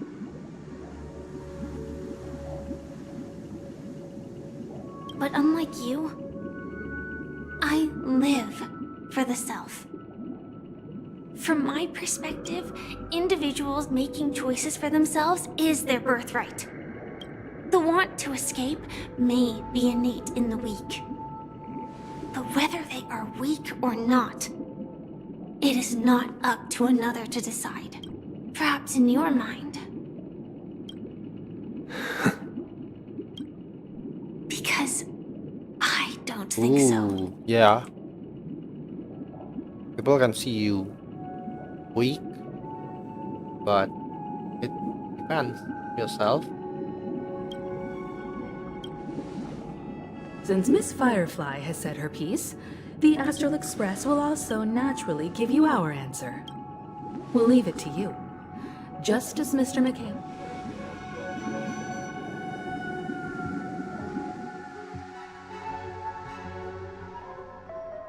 What is this place? Does this place? I don't know. It's the realm within a dream bubble. This was left to the astral. Dr. Edward from the Dreamscape sales store told me that dreams are formed from so I thought you might be able to help us and I'm counting on you then. Himeko, I still don't get it. I wasn't sure. It was just a hunch. But since Misha I think it's the dream bubble that this place, Mikhail helped. We are inside the hunch dream bubble. might be correct. Exactly. This is where you and Firefly encountered death. Well, the question now is, who brought you here? We're drawing closer to the truth once more. Alright, but there are doors all over the place. I guess... maybe this way?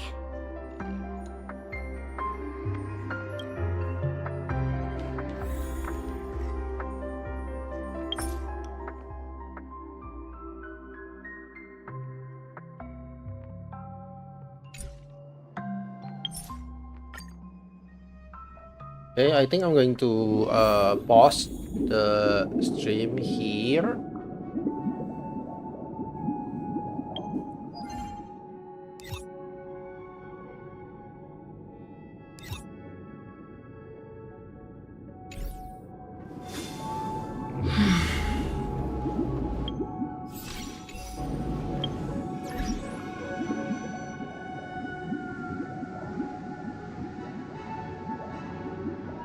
The bank.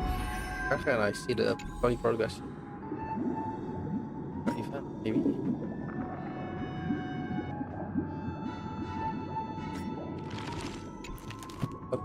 It's on journal. Last. Want to? Oh, this is the timeline. Freight train robbery.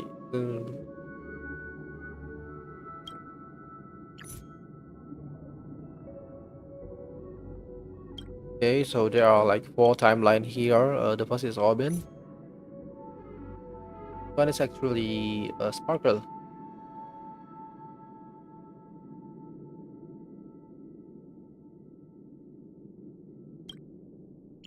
And then we wake up in the other dream world, yeah, and then meet Tiger.